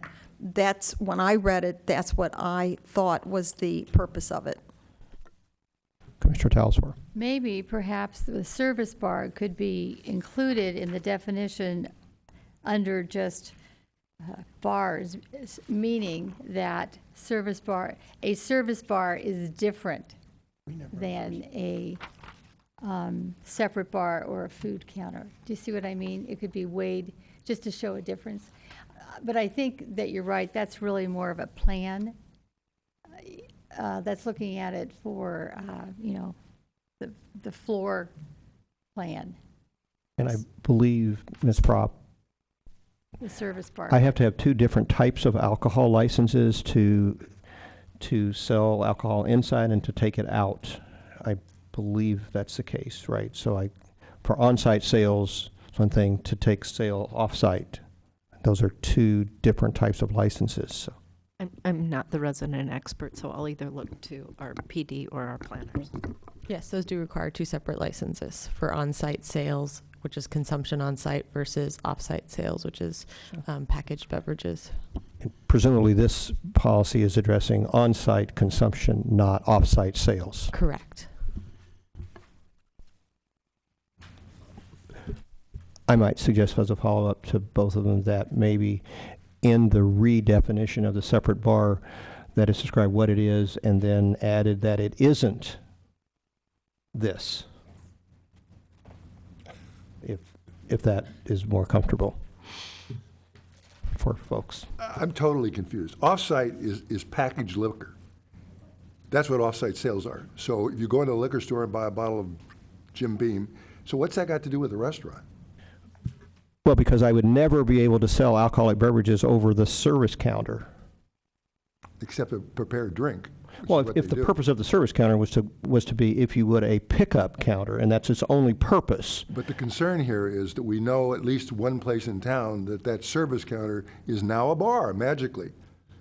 And so if somebody's trying to draft language, which isn't necessary, because they don't have permission to do what they're doing anyway, so I don't care. But I'm just saying, I don't think it's which license you've got, because if a restaurant's selling packaged liquor, I'm shocked.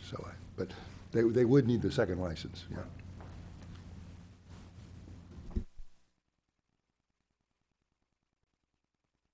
Commissioner Smith. No, I'm ready to move on.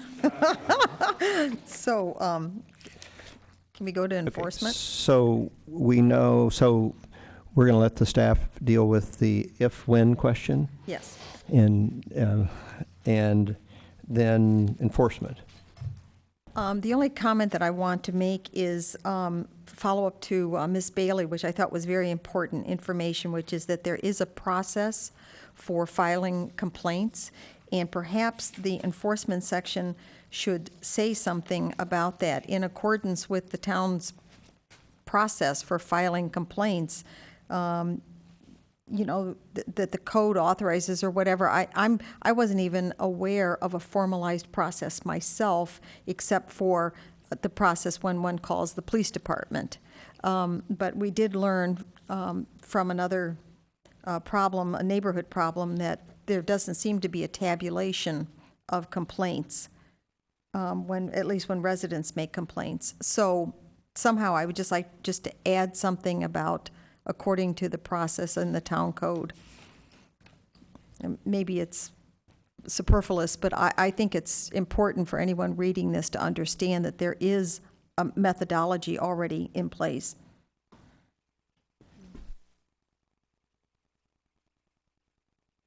Commissioner Talsworth. Yeah, and along with that, it keeps referring to the number and types of calls, the number of complaints.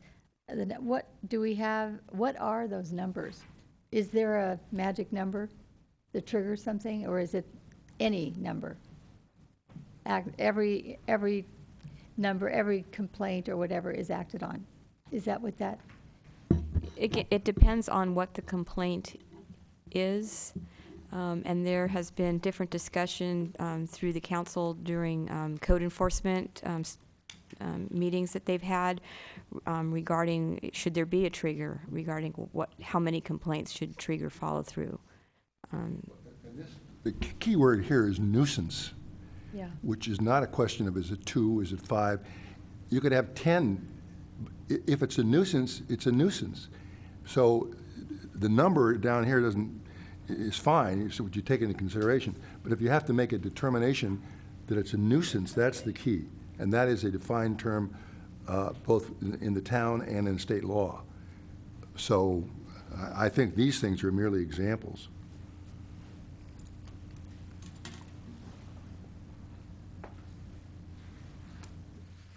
Does the staff feel they have enough direction on the enforcement section?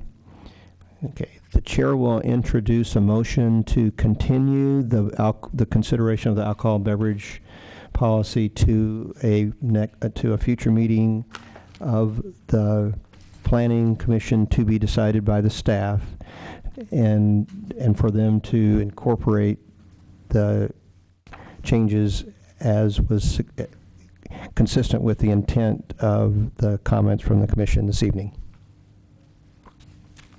I would second that motion.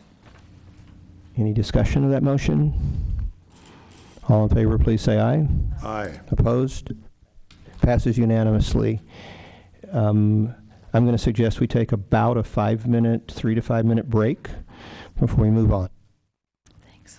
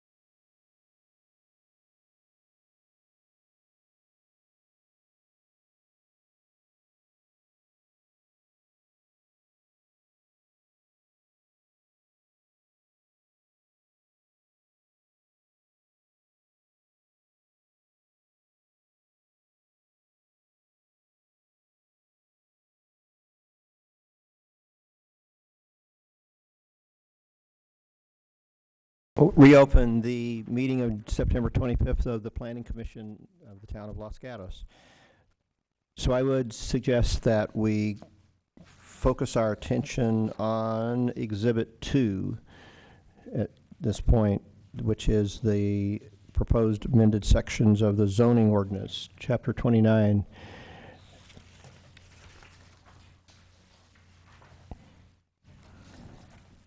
And corresponding Exhibit 2A. I think that's right. So 2A has the definitions of live entertainment, does this, the distinction between minor and major live entertainment,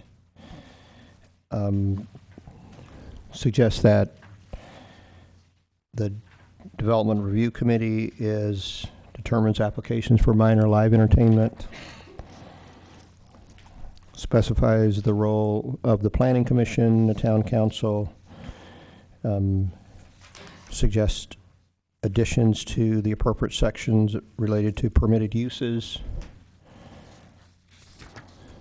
I believe that's it. Commissioner O'Donnell.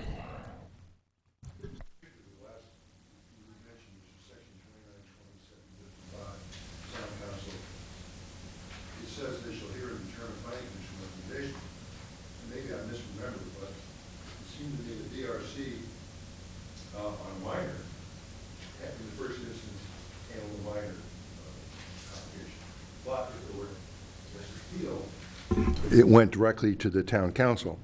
So that section, which is A, even though there's no B,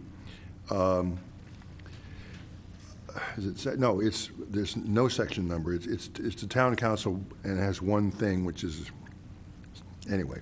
I think there's one more thing that they do.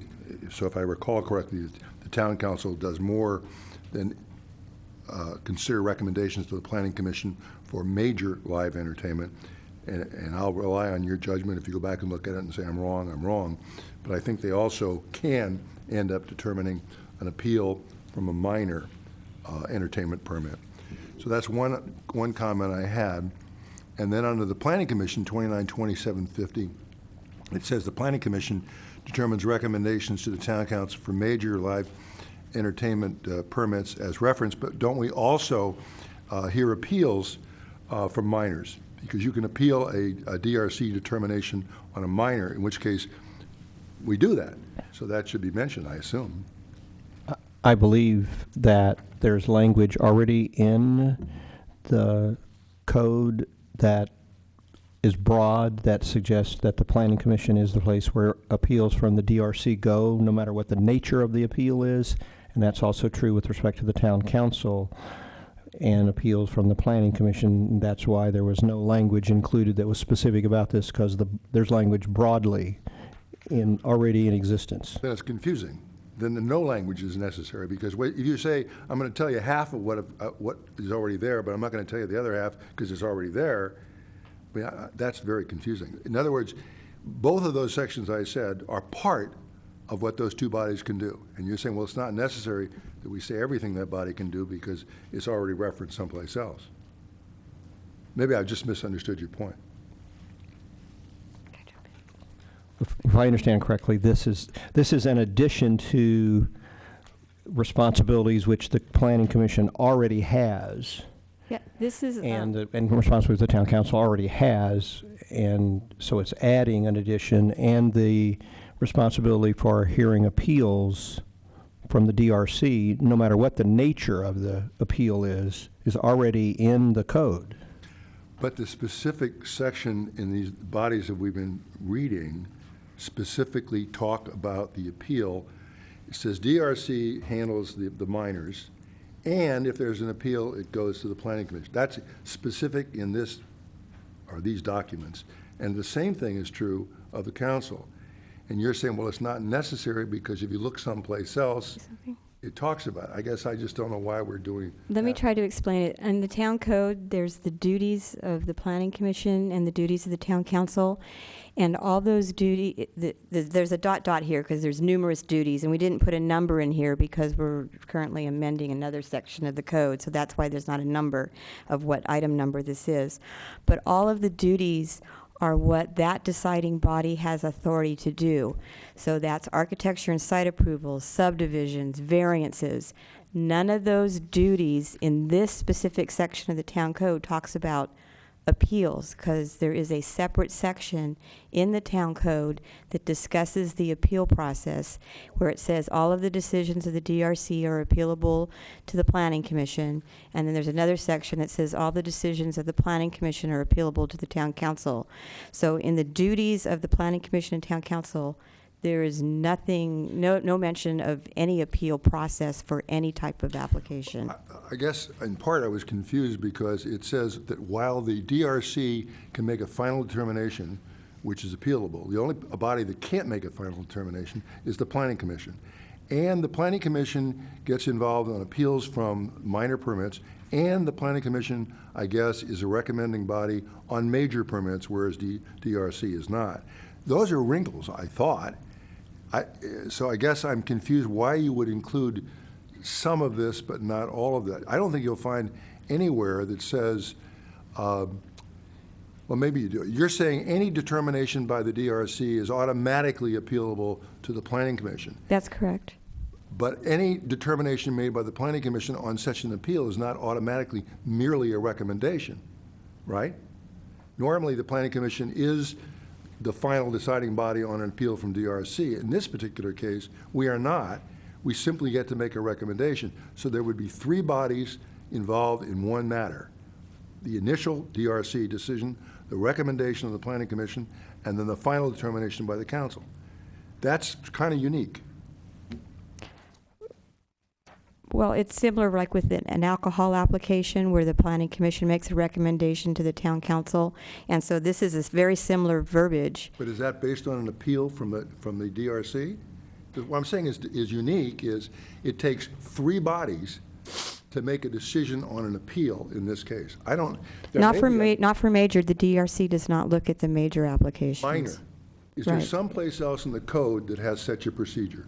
Yes, there are minor restaurants that can be approved by DRC, which then makes them appealable to the Planning Commission for a potential final decision, unless your decision is then appealed to the town council. That's not what I'm saying. This is different because you don't, if it's appealed from the DRC, in this case, and I think this case only, the Planning Commission now has a hearing where all they do is make a recommendation. No. That's what it says. When I go back and look at it, that is exactly what it says. So I thought it was kind of strange, but In terms of like plan developments, it also, in zone changes, there's terms in the duties of the Planning Commission where it states that they make a recommendation as well. And I know that's not totally getting to your, it's not at all getting to the point. That's what my problem is. If, in fact, it is a three-pronged step, because if it's an appeal from the DRC, unless you can come up with some other section, it is a unique appeal process. And if that's the case, it ought to say so. That's all I'm saying. So I was assuming on a minor entertainment one that the decision was vested, as proposed. I have a different question in a minute about whether it should be vested in the DRC, but that's a different question. Assuming that it is, and that decision was appealable to the Planning Commission, that then in that instance of a minor live entertainment, that the final decision of that appeal was vested in the Planning Commission and did not have to go to the town council. That's not for what a it minor says. application, that is correct, unless the Planning Commission's decision is appealed to the town council. Do we have that section? I'd like to look at it again. Maybe I misremembered it. That certainly happens. The appeal, The one that says that we would be the deciding body on an appeal from DRC. we'll find that for you. Okay. Because I remember thinking how unusual the process was, and maybe I just misread it. Commissioner Smith. Are we ready to move on? Or are we, Are they should going we to move on find and it? we'll just come back to it? Oh, you've got it, okay, all right.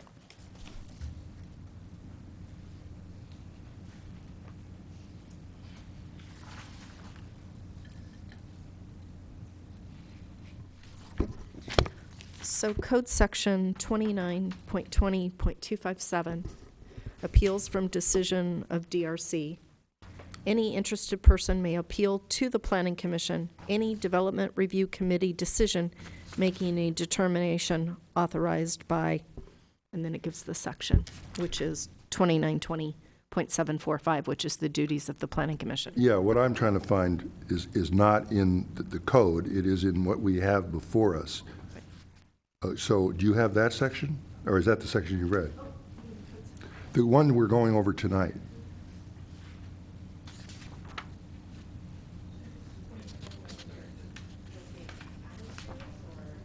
No, my recollection is, and I'm prepared to be wrong on this, my recollection is in the new material we've received, it talks about a minor permit, and it says if that is appealed, it goes to the Planning Commission. But then it goes on to say, and the Planning Commission then makes a recommendation to the Town Council.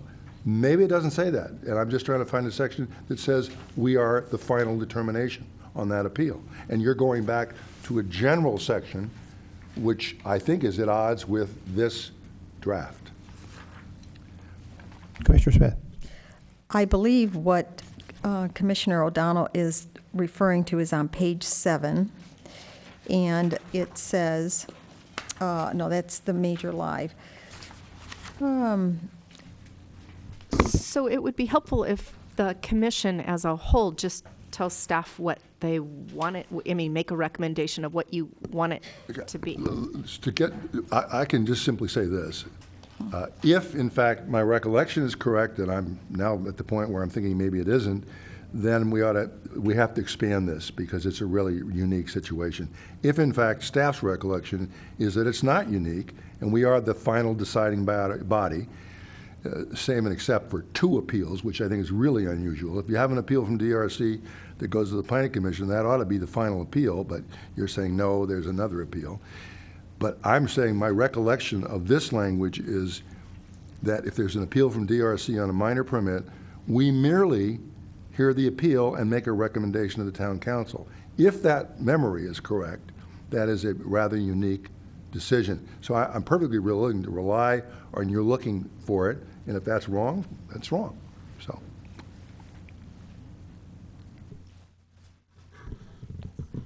So let me ask, the consensus of the commission be, well, I'm not going to ask.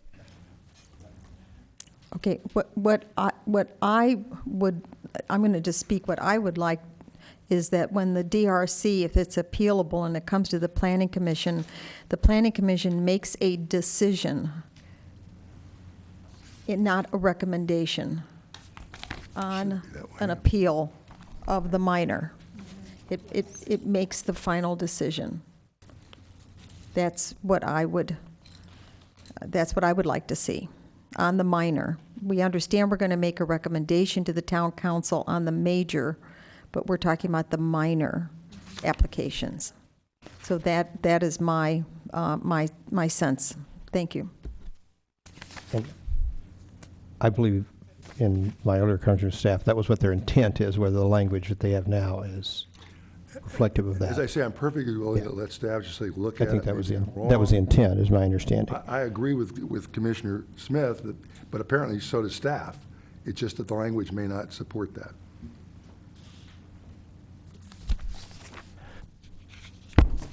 So we'll let you grapple with it. I have a related.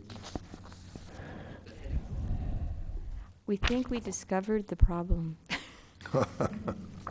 And we think we titled section 3.70.045 wrong regarding the appeal heading. So I think that will clarify what you're getting at.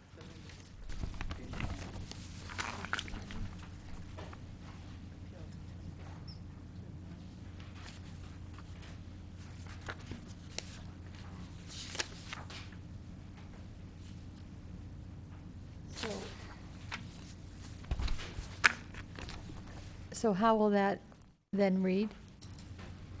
Who cares? On Commissioner O'Donnell's comments are not incorporated into the document that we're currently discussing. They would be reflected in the following item. And I'm perfectly happy with that. If you think that can improve it, let's do it. That's all. I have a different question, but very related question. When I reviewed the town code, I believe this is correct, all similar kinds of permits, licenses of this nature,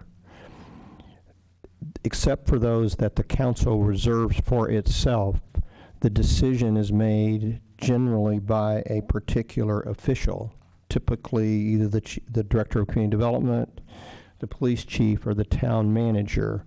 So my question was, why in this case did we decide to not, for example, make it either the town manager or the director of community development and have it be the DRC?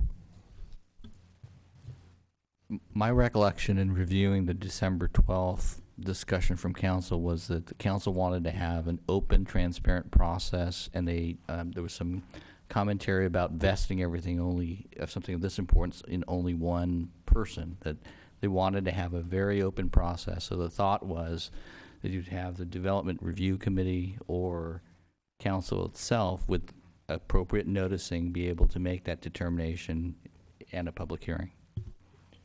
That's my recollection too. So I would apologize if I asked a question which I assumed I knew the answer to. Okay. To ask a follow-up question, my recommendation would be that it not be the DRC, then that it be the Planning Commission. Because I believe that having it with the DRC doesn't accomplish in as broad a way for the public as having it at a Planning Commission was. So if that's the intent of the council, then I think it shouldn't be the DRC for a minor. I think it should be the Planning Commission. Commissioner O'Donnell. Just a procedural question. I have assumed that a minor permit may be more numerous, and perhaps the council doesn't really want to elevate it, if I may use that term, to a larger body. I mean, I personally would not have a problem with the DRC handling the minors, because if they can be appealed, and they can be appealed to the Planning Commission. Nor would I have a problem having the Planning Commission do it in the first instance. It just seemed perhaps it was more effective and more efficient to have the DRC do it. They meet more often than we do, I believe.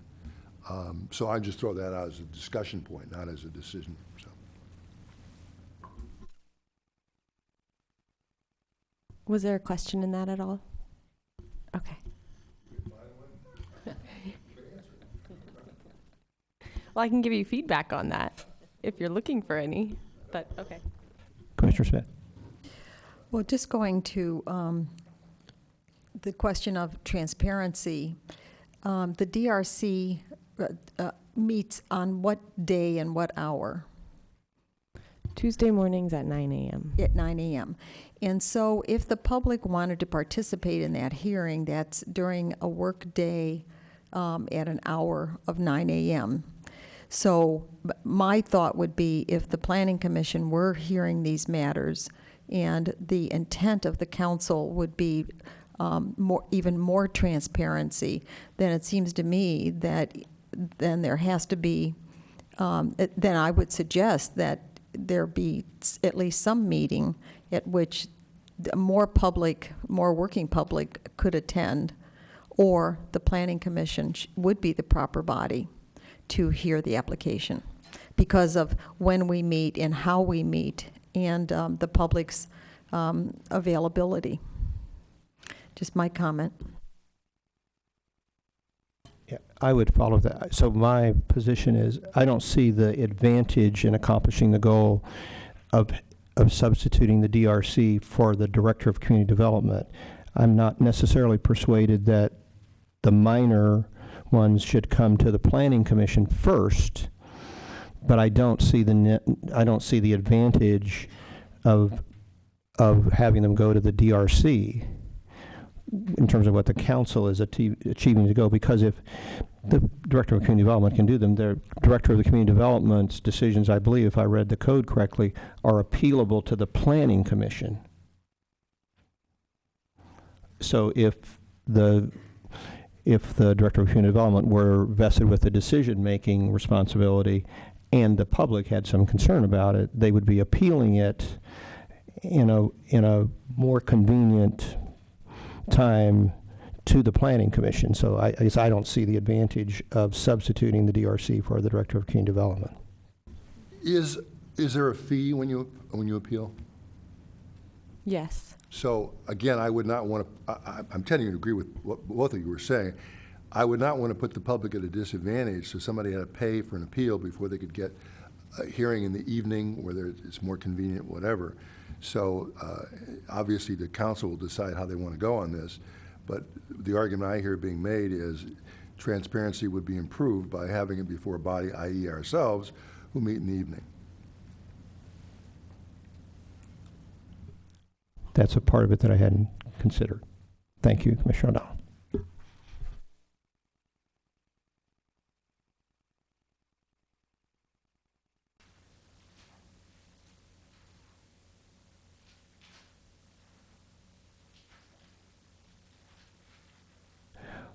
So, Commissioner Smith, May we move on? Are we set to move are on? we move on from this ordinance? Well, we're or- talking about live entertainment, are we not? Sure. We're Okay. talking about specifically the recommended ordinance to the zoning code, number 2. Well, Yeah, Exhibit 2. Would you like to hear maybe the comments of the other commissioners on this issue so that staff knows? Do we have any other comments about Sure. Planning Commission or DRC? Right.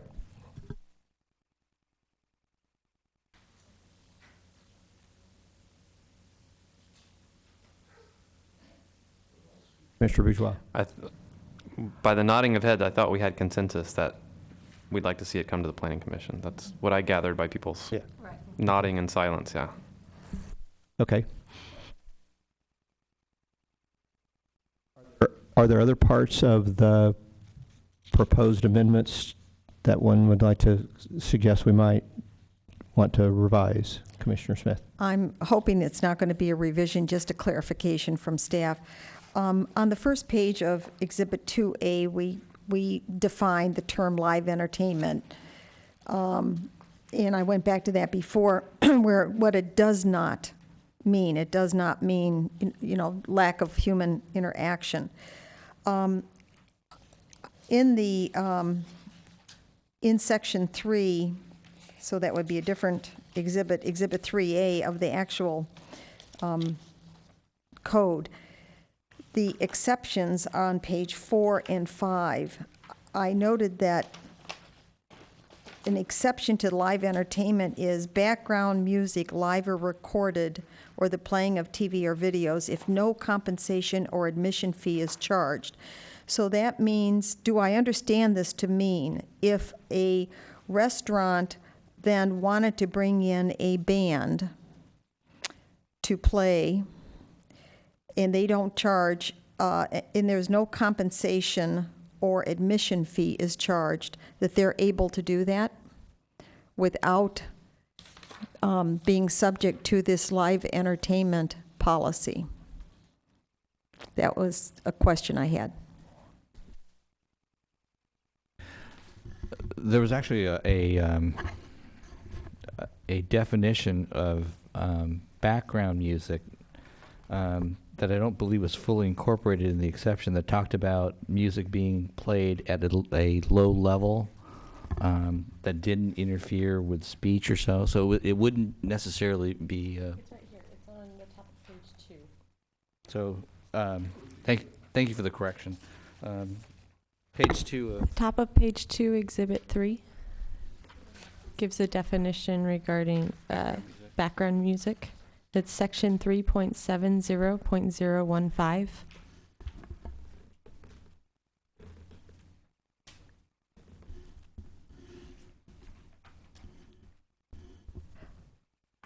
So what I wonder is if we've made this, is this subjective?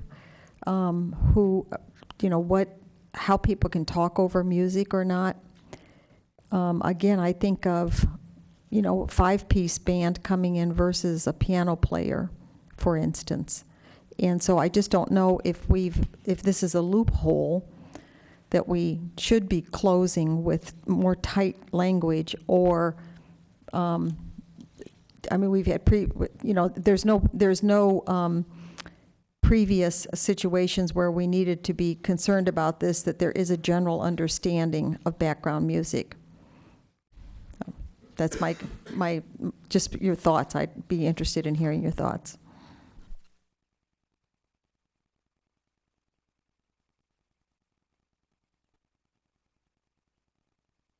The staff's thoughts, other commissioners' thoughts? Both. Commissioner O'Donnell. I'm looking forward to hearing what staff has to say too, but I'm not at all troubled by background music. I don't think there's any easy way. You couldn't put decibel levels, all that kind of stuff. I think most of us understand that carrying on a conversation is not yelling, although with many of our restaurants you have to yell without music. But I think background music is a term of fairly general acceptance and carrying on a conversation. So I'm more comfortable with background music than I am with anything I can think of that would want to define it better. So.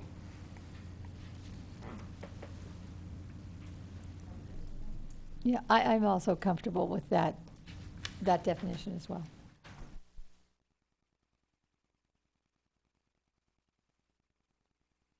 So let me take us back to the zoning ordinance for the moment, and let me be sure if I understand where we are with that, then we potentially could take action on that. So we would change so that 292745 would not be included in the amendments to this, to the chapter 29, correct? And 292750 would have something added to it that would assign the responsibility for minor live entertainment permits to the Planning Commission. And I believe that's all that was discussed as changes. Are there other changes that members of the commission? If not, the chair, I'm sorry, Commissioner Smith.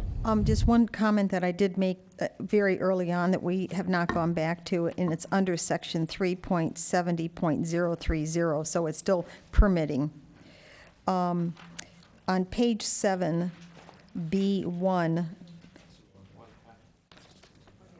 I'm Wait a sorry, minute, Exhibit 3. Oh, you don't want to go to 3A? We're going to come back to that All in a right, moment. Okay.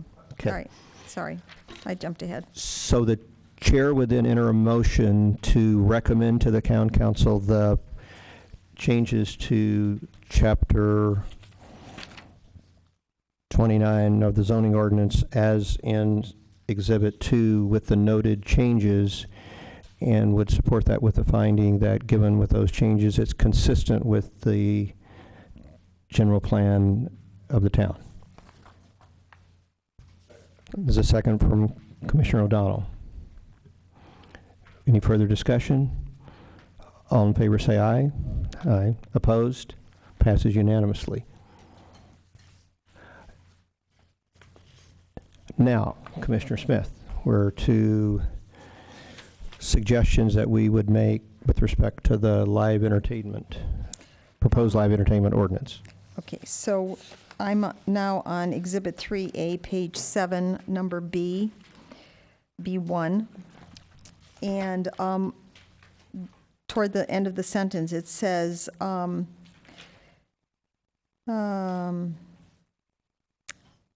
which may include an annual review of the permit subject to a public hearing. I would like to put on the conditions of approval that it shall include an annual review.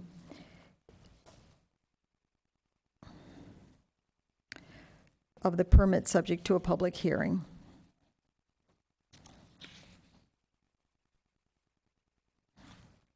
because my reasoning for this is we've talked all evening long about how a business establishment starts out with presenting us plans and we see them and then they open and then we go by and we see that things that we were concerned about have in fact taken place or changed. And I just would like to have an annual review, and maybe we say of these, if they need a conditional use permit or conditions of approval, then we know we know where they stand after a year.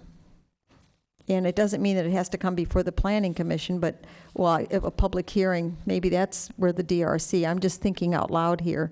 All I'm saying is the word may to me means what triggers a may versus a shall. Consideration. Commissioner O'Donnell. The only question I have on mandatory is one would have to assess what workload this would cause, because that's a cost item. So I know I'm not in a position to make that judgment. The town manager would be, and therefore the town council could be. But I think that is I'm not troubled by May, because I just don't know why we would want to look at each of these things every year, because it requires a report and it requires somebody to do something. The things we've been talking about this evening are readily apparent to anybody who looks. And the fact that nothing ever happens, to me, is not because people don't know about it. So if we had an annual review of some of these things, it wouldn't, I guess, change much, because there are no secrets going on that we were talking about when we say you give a person a permit and the next thing you know they're doing something else. That seems to be benign neglect. And so I'm not troubled at all by may versus shall, but part of that depends upon my assumption that it would cost time and money, and I think that we're not in a position to make that judgment, but we could certainly, if you wish, make their recommendation, and they can say yes or no on cost basis. Well, I should clarify too, I only meant for the major. I didn't mean for the minor applications anyways, but That would I help. understand what you're saying. Well, major would certainly help. I thought you meant major. No, I'm sorry, and I didn't clarify that.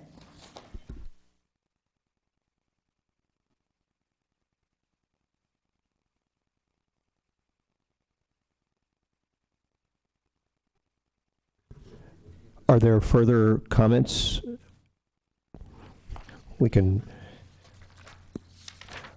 walk through, so the definitions, is everyone okay with the definition part? Commissioner Sayoc. I just wanted to weigh in on these conditions of approval, listening to both Commissioners Smith and O'Donnell. Perhaps maybe instead of one compromise could be is that those permit holders that have had, we've talked about these triggers, if they've had 3 complaints within the year, then it comes to the Planning Commission. Understanding that things are happening, I don't feel comfortable saying, well, they're happening, yet there's nothing we can do about it. I do feel like at some point we have to address these issues. Otherwise, why are we even putting these conditions on people? So I don't want to make it, I understand the cost and I'd like it to be something that the council looks at, but I do want somehow a trigger so that those businesses that are causing complaints, and we can talk about what that trigger is or council could be, they should be reviewed under a public body so that the neighboring residents have an opportunity to share their concerns, and we can have an opportunity to see if there are ways we can rectify the situation. So I'd leave it at that. Commissioner Talsor. I would agree to add to that, to their both points, is that it has to be quantified, this area, so that, as Commissioner Sayoc suggested, if it's quantified like 2 complaints or 5 or something, then it maybe could help. I don't know.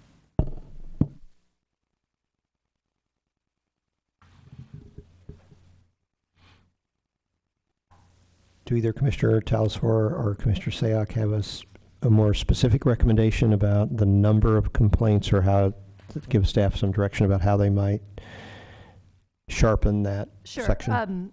Well, it sounds like code enforcement, there's a review process, and so I'd hate to overlap or duplicate. So whatever trigger this review committee is looking at, perhaps we would use the same number of triggers.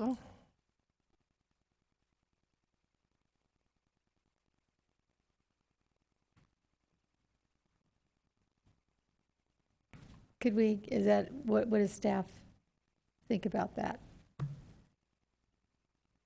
Well, the question would be, at what point would the council make that determination on what the final outcome is regarding the policies that are proposed to be developed for code compliance of CUPs? So the timing, I don't know how that was going to work to tie in specifically with this to move this project along.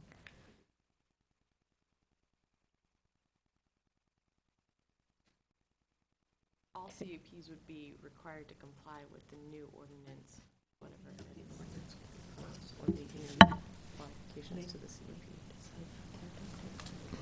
Yeah, but they might not be decided. It's kind of too open right now to discuss, since we don't know what the outcome will be of that.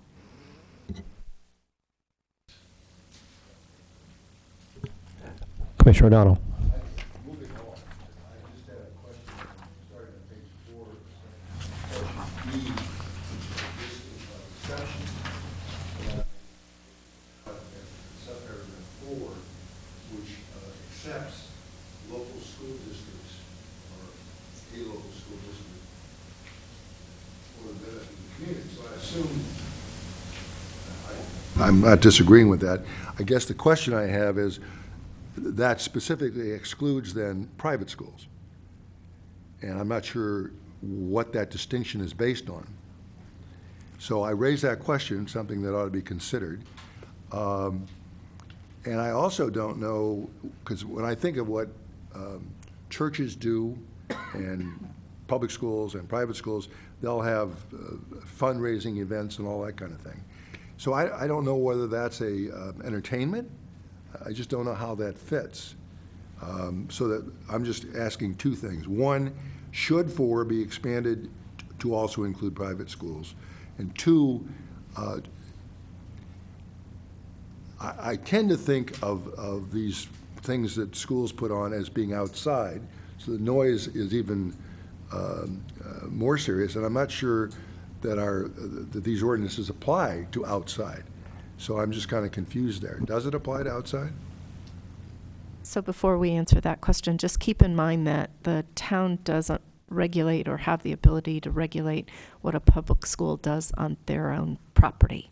And so whether it's inside or outside. So if they have a special event, a graduation outside or entertainment outside, that's generally there's very limited circumstances that the town can regulate what a public school district activities Yeah, it's on their surprising. own property. One of the things I've reminded you is that I was on the school board for 22 years, and I do remember that, oddly enough, that is much more true of construction of a building made for students as opposed to a district office or something like that. So I'm not sure that it's that broad, but I don't care if it's that broad. I have no problem. I guess I don't understand then why if it's an exception if we have no jurisdiction. So if you say we have no jurisdiction, then I guess we get rid of 4. But I go back to where we do have jurisdiction, which is a private institution such as a non-public school. So my question is the same. Either the public schools are exempt because of state law or because of this, and if that's the case, we should at least consider whether we want to include private schools. So it's just a question. And then the other issue I raised, which is a question again, is I'm thinking to some of the things I'm aware of where churches and schools have outside entertainment, which could cause noise problems. But I'm also trying to remember whether these ordinances apply that at all anyway, because these tend to apply, I think do apply, to inside. And I'm really asking you, is that correct? Is it inside only? The ordinance is intended to permit live entertainment indoors only. Thank you. So the question, though, would still be the same as to B4. If we're going to exempt school districts, public school districts, should we also exempt private schools? That's a question that the council can deal with, or anybody can. Is that a question for staff or? No, it's a question for council. Unless staff has comments on that.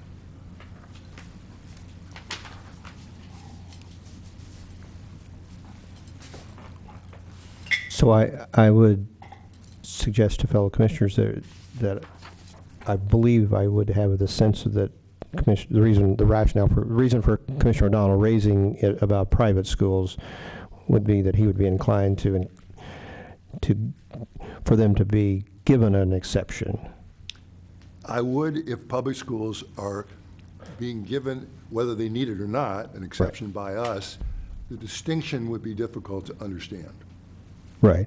So I guess I would turn to the commissioners and say, would that be general consensus of people? So, okay, so we have consensus. You'll sort out whether one needs to have public school districts in there or not. Okay. Commissioner Birch. Commissioner O'Donnell did bring up a question that I had wondered earlier. I haven't seen anywhere in here that actually specifies that this is for indoor use. Is there a reason that that's not specified anywhere in this, or am I missing it somewhere? Because I do think it would clarify for, in the future, people reviewing this for their own use.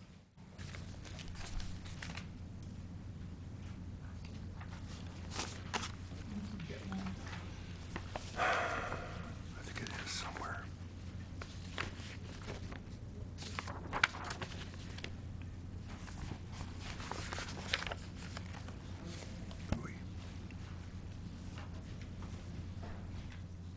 We'll beef it up. We found some sections, but we can beef that up to make it more clear and more at the beginning of a definition as opposed to the end or the middle. Right. Or you might consider modifying the purpose and intent section. One sentence, and being clear about what the purpose and intent is. Commissioner O'Donnell. Moving on page 7 of Exhibit 3, I think it's Exhibit 3, subparagraph C, when it says grounds for denial, an application for a permit to conduct live entertainment shall be based upon any of the following grounds. Should that not be maybe? Because if it's mandatory, well, I guess if that's what they intend, I personally think it should be may. The decision maker then has some discretion. I also find some of the language very confusing when it says in subparagraph 1, for a business that serves alcohol, the applicant, officer, employee or agent is under 21 years of age. So is that cumulative? You can't have anybody working for you that's under 21? It doesn't make any sense. So I think that ought to be clarified. The purpose of this, I guess, is if you're going to serve alcohol, we want the person to be 21. But the business doesn't have to have employees that are all over 21. I hope.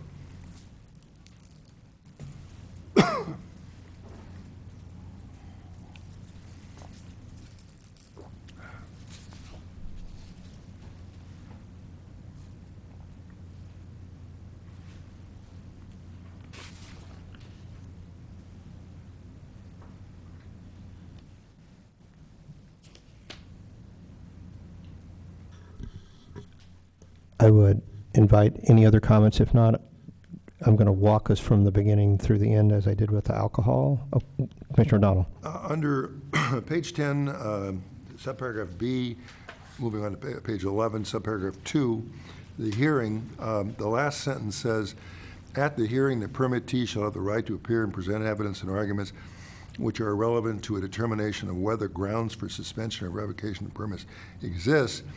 I believe the hearing is to determine whether the permit should be suspended or revoked, not whether grounds exist. That's implicit. But the hearing is to determine whether the permit should be suspended or revoked. So that is something I guess I would call to your attention. Paragraph 3 has a rather interesting typo when it says revolted as opposed to revoked. I'm not doing typos, but I enjoyed that one. And in subparagraph 5, I think it's really odd when it says the permit shall be immediately surrendered. Who cares whether the permit is surrendered? If it's terminated or revoked, why does it require physical delivery? That seems to me, what happens if he doesn't give it to you? Is it not revoked? So I guess I don't understand why it has to be delivered.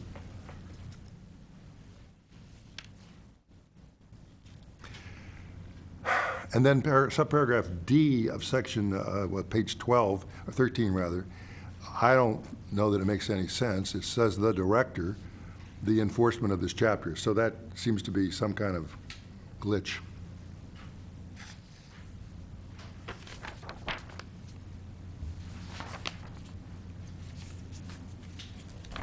That's it. Okay, I'm going to go back through and see if I came close to capturing in general. So in the purpose and intent section, one might consider changing that to be clearer about, but that it's inside live entertainment as one option, not. Then I think we get all the way to page 4, then, where that's dealing with the local school district, private school question. And then there are instances on page 6 and 7 where, given the recommendation with respect that's incorporated in chapter 29, where the DRC will need to be, where the planning commission will need to be substituted for the DRC. And then I'm not sure where we are with the conditions of approval and the quantifying of it, so.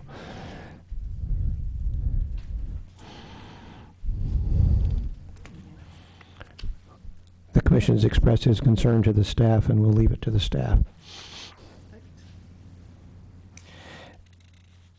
There are,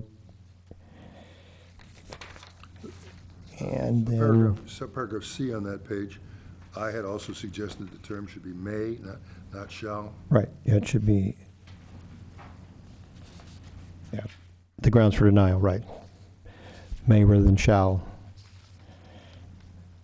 Then there, on the next page, on page 8, subsection 1, some clarity about, does everybody have to, some clarity in the wording in terms of, does every employee have to be, is the intent for every employee to be under the age of 21? On the next page, there's a reference to the DRC in a couple of places, but I assume that you'll take care of all those changes just across the board. And I think on page 11, Commissioner O'Donnell might like to actually leave the word revolted in as a point of entertainment for the town council, but I wouldn't want to speak for him. Paragraph 2, I also had a suggestion that we. Right, I was going to say, yeah, then so there were some changes in paragraph 2. And some potential for a question about, on page 12, subsection 5 at the top of the page, about surrendering the permit, and then really cleaning up the wording on section sub D on page 13. I guess I would ask my fellow commissioners, does that capture the essence of the comments and so forth? I think so. Yes. Commissioner Talsworth. Yep. Commissioner Erickson, you had suggested something also. Was it about including the intent and purpose of the entertainment? Well, just in that first section,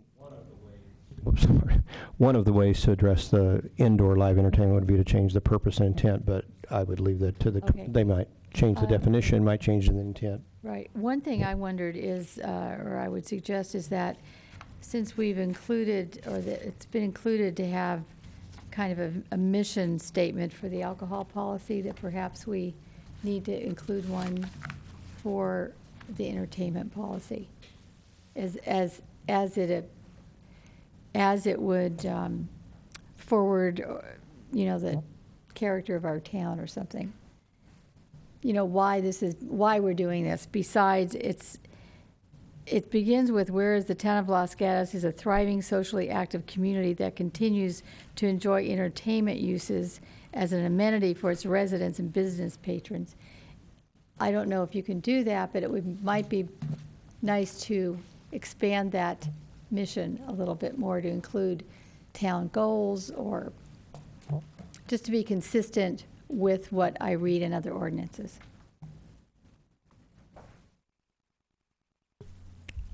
The staff captured that, intent of that. Are there any other comments, suggestions that we have missed? If not, we'll take that as what the commission has suggested to the staff as you prepare your recommendations that go to the council on this. Would you like for us to make a motion in that regard, or are you okay?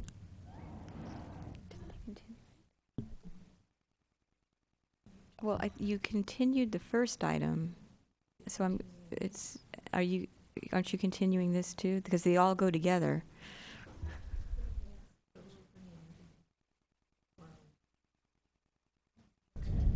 I mean, it's if you want these two ordinances just to go forward with comments to the commission and we just bring back the alcohol policy, we can do that, but it's... We're not going to have any benefit by bringing some of it back, but not all of it back. It's not going to speed the process. No, it's... So unless there's some reason why we want to split those documents, which I'm unaware of, I'm suggesting to the chair that he consider bringing them all back rather than part of them back.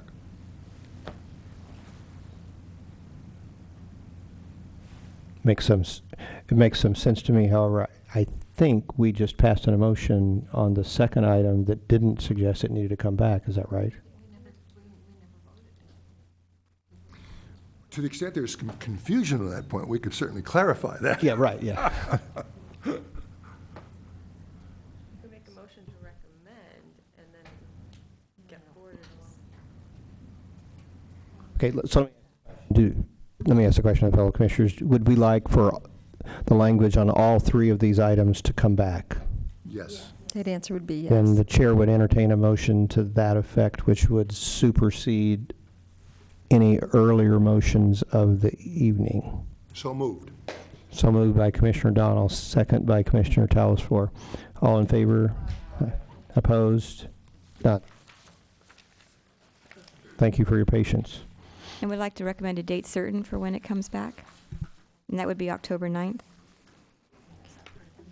And you need to either make that part of your motion or do another motion.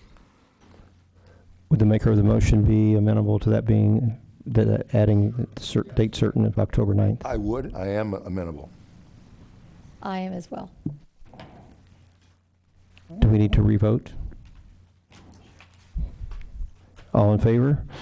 Aye. Opposed? Commissioner Sayak, you had a question or? No, I'm just considering the agenda because I know affordable housing guidelines are coming that day as well. So realistic, I just wanted to put that out there, like two large documents for review. That's correct. But we could just assume that this will just fly since we've reviewed it so intensely tonight. Yeah, if we don't get to it, then Sure, you get a babysitter who's late and has late enough hours. and what you could do is you could hear certain items first and then move the continued item to the last item on the agenda. You could reorder the items. Do we have a report from the Director of Community Development, Mr. Paulson? There's nothing to report this evening. Are there other commission matters from members of the commission? If not, I have one. Go ahead, Sandy. We were going to share. I have just an update. You probably already know about the firearms regulations that went to the town council, and that was introduced, and the amendments that the council did was under prohibited uses. They changed some of the uses for home occupation permits. They removed tax preparers and real estate offices as a prohibited use. And in regards to existing uses, they must comply within 4 years. And so that ordinance will be then, it was introduced and it'll have its second reading for adoption at the next council meeting. Absolutely. All I know is what I read in the newspapers, but it said the amortization period was 4 years because that was what the lease provided. But the newspaper article suggested nobody had a copy of the lease. So since you were present, was a copy of the lease forthcoming? That's not a secret question, so. No, I mean, we did have a lease. And so the lease was presented at that evening, and that's how they made their decision, I guess. The lease was in the file. Okay, thank you. Other questions or matters from commission members? If not, we're adjourned.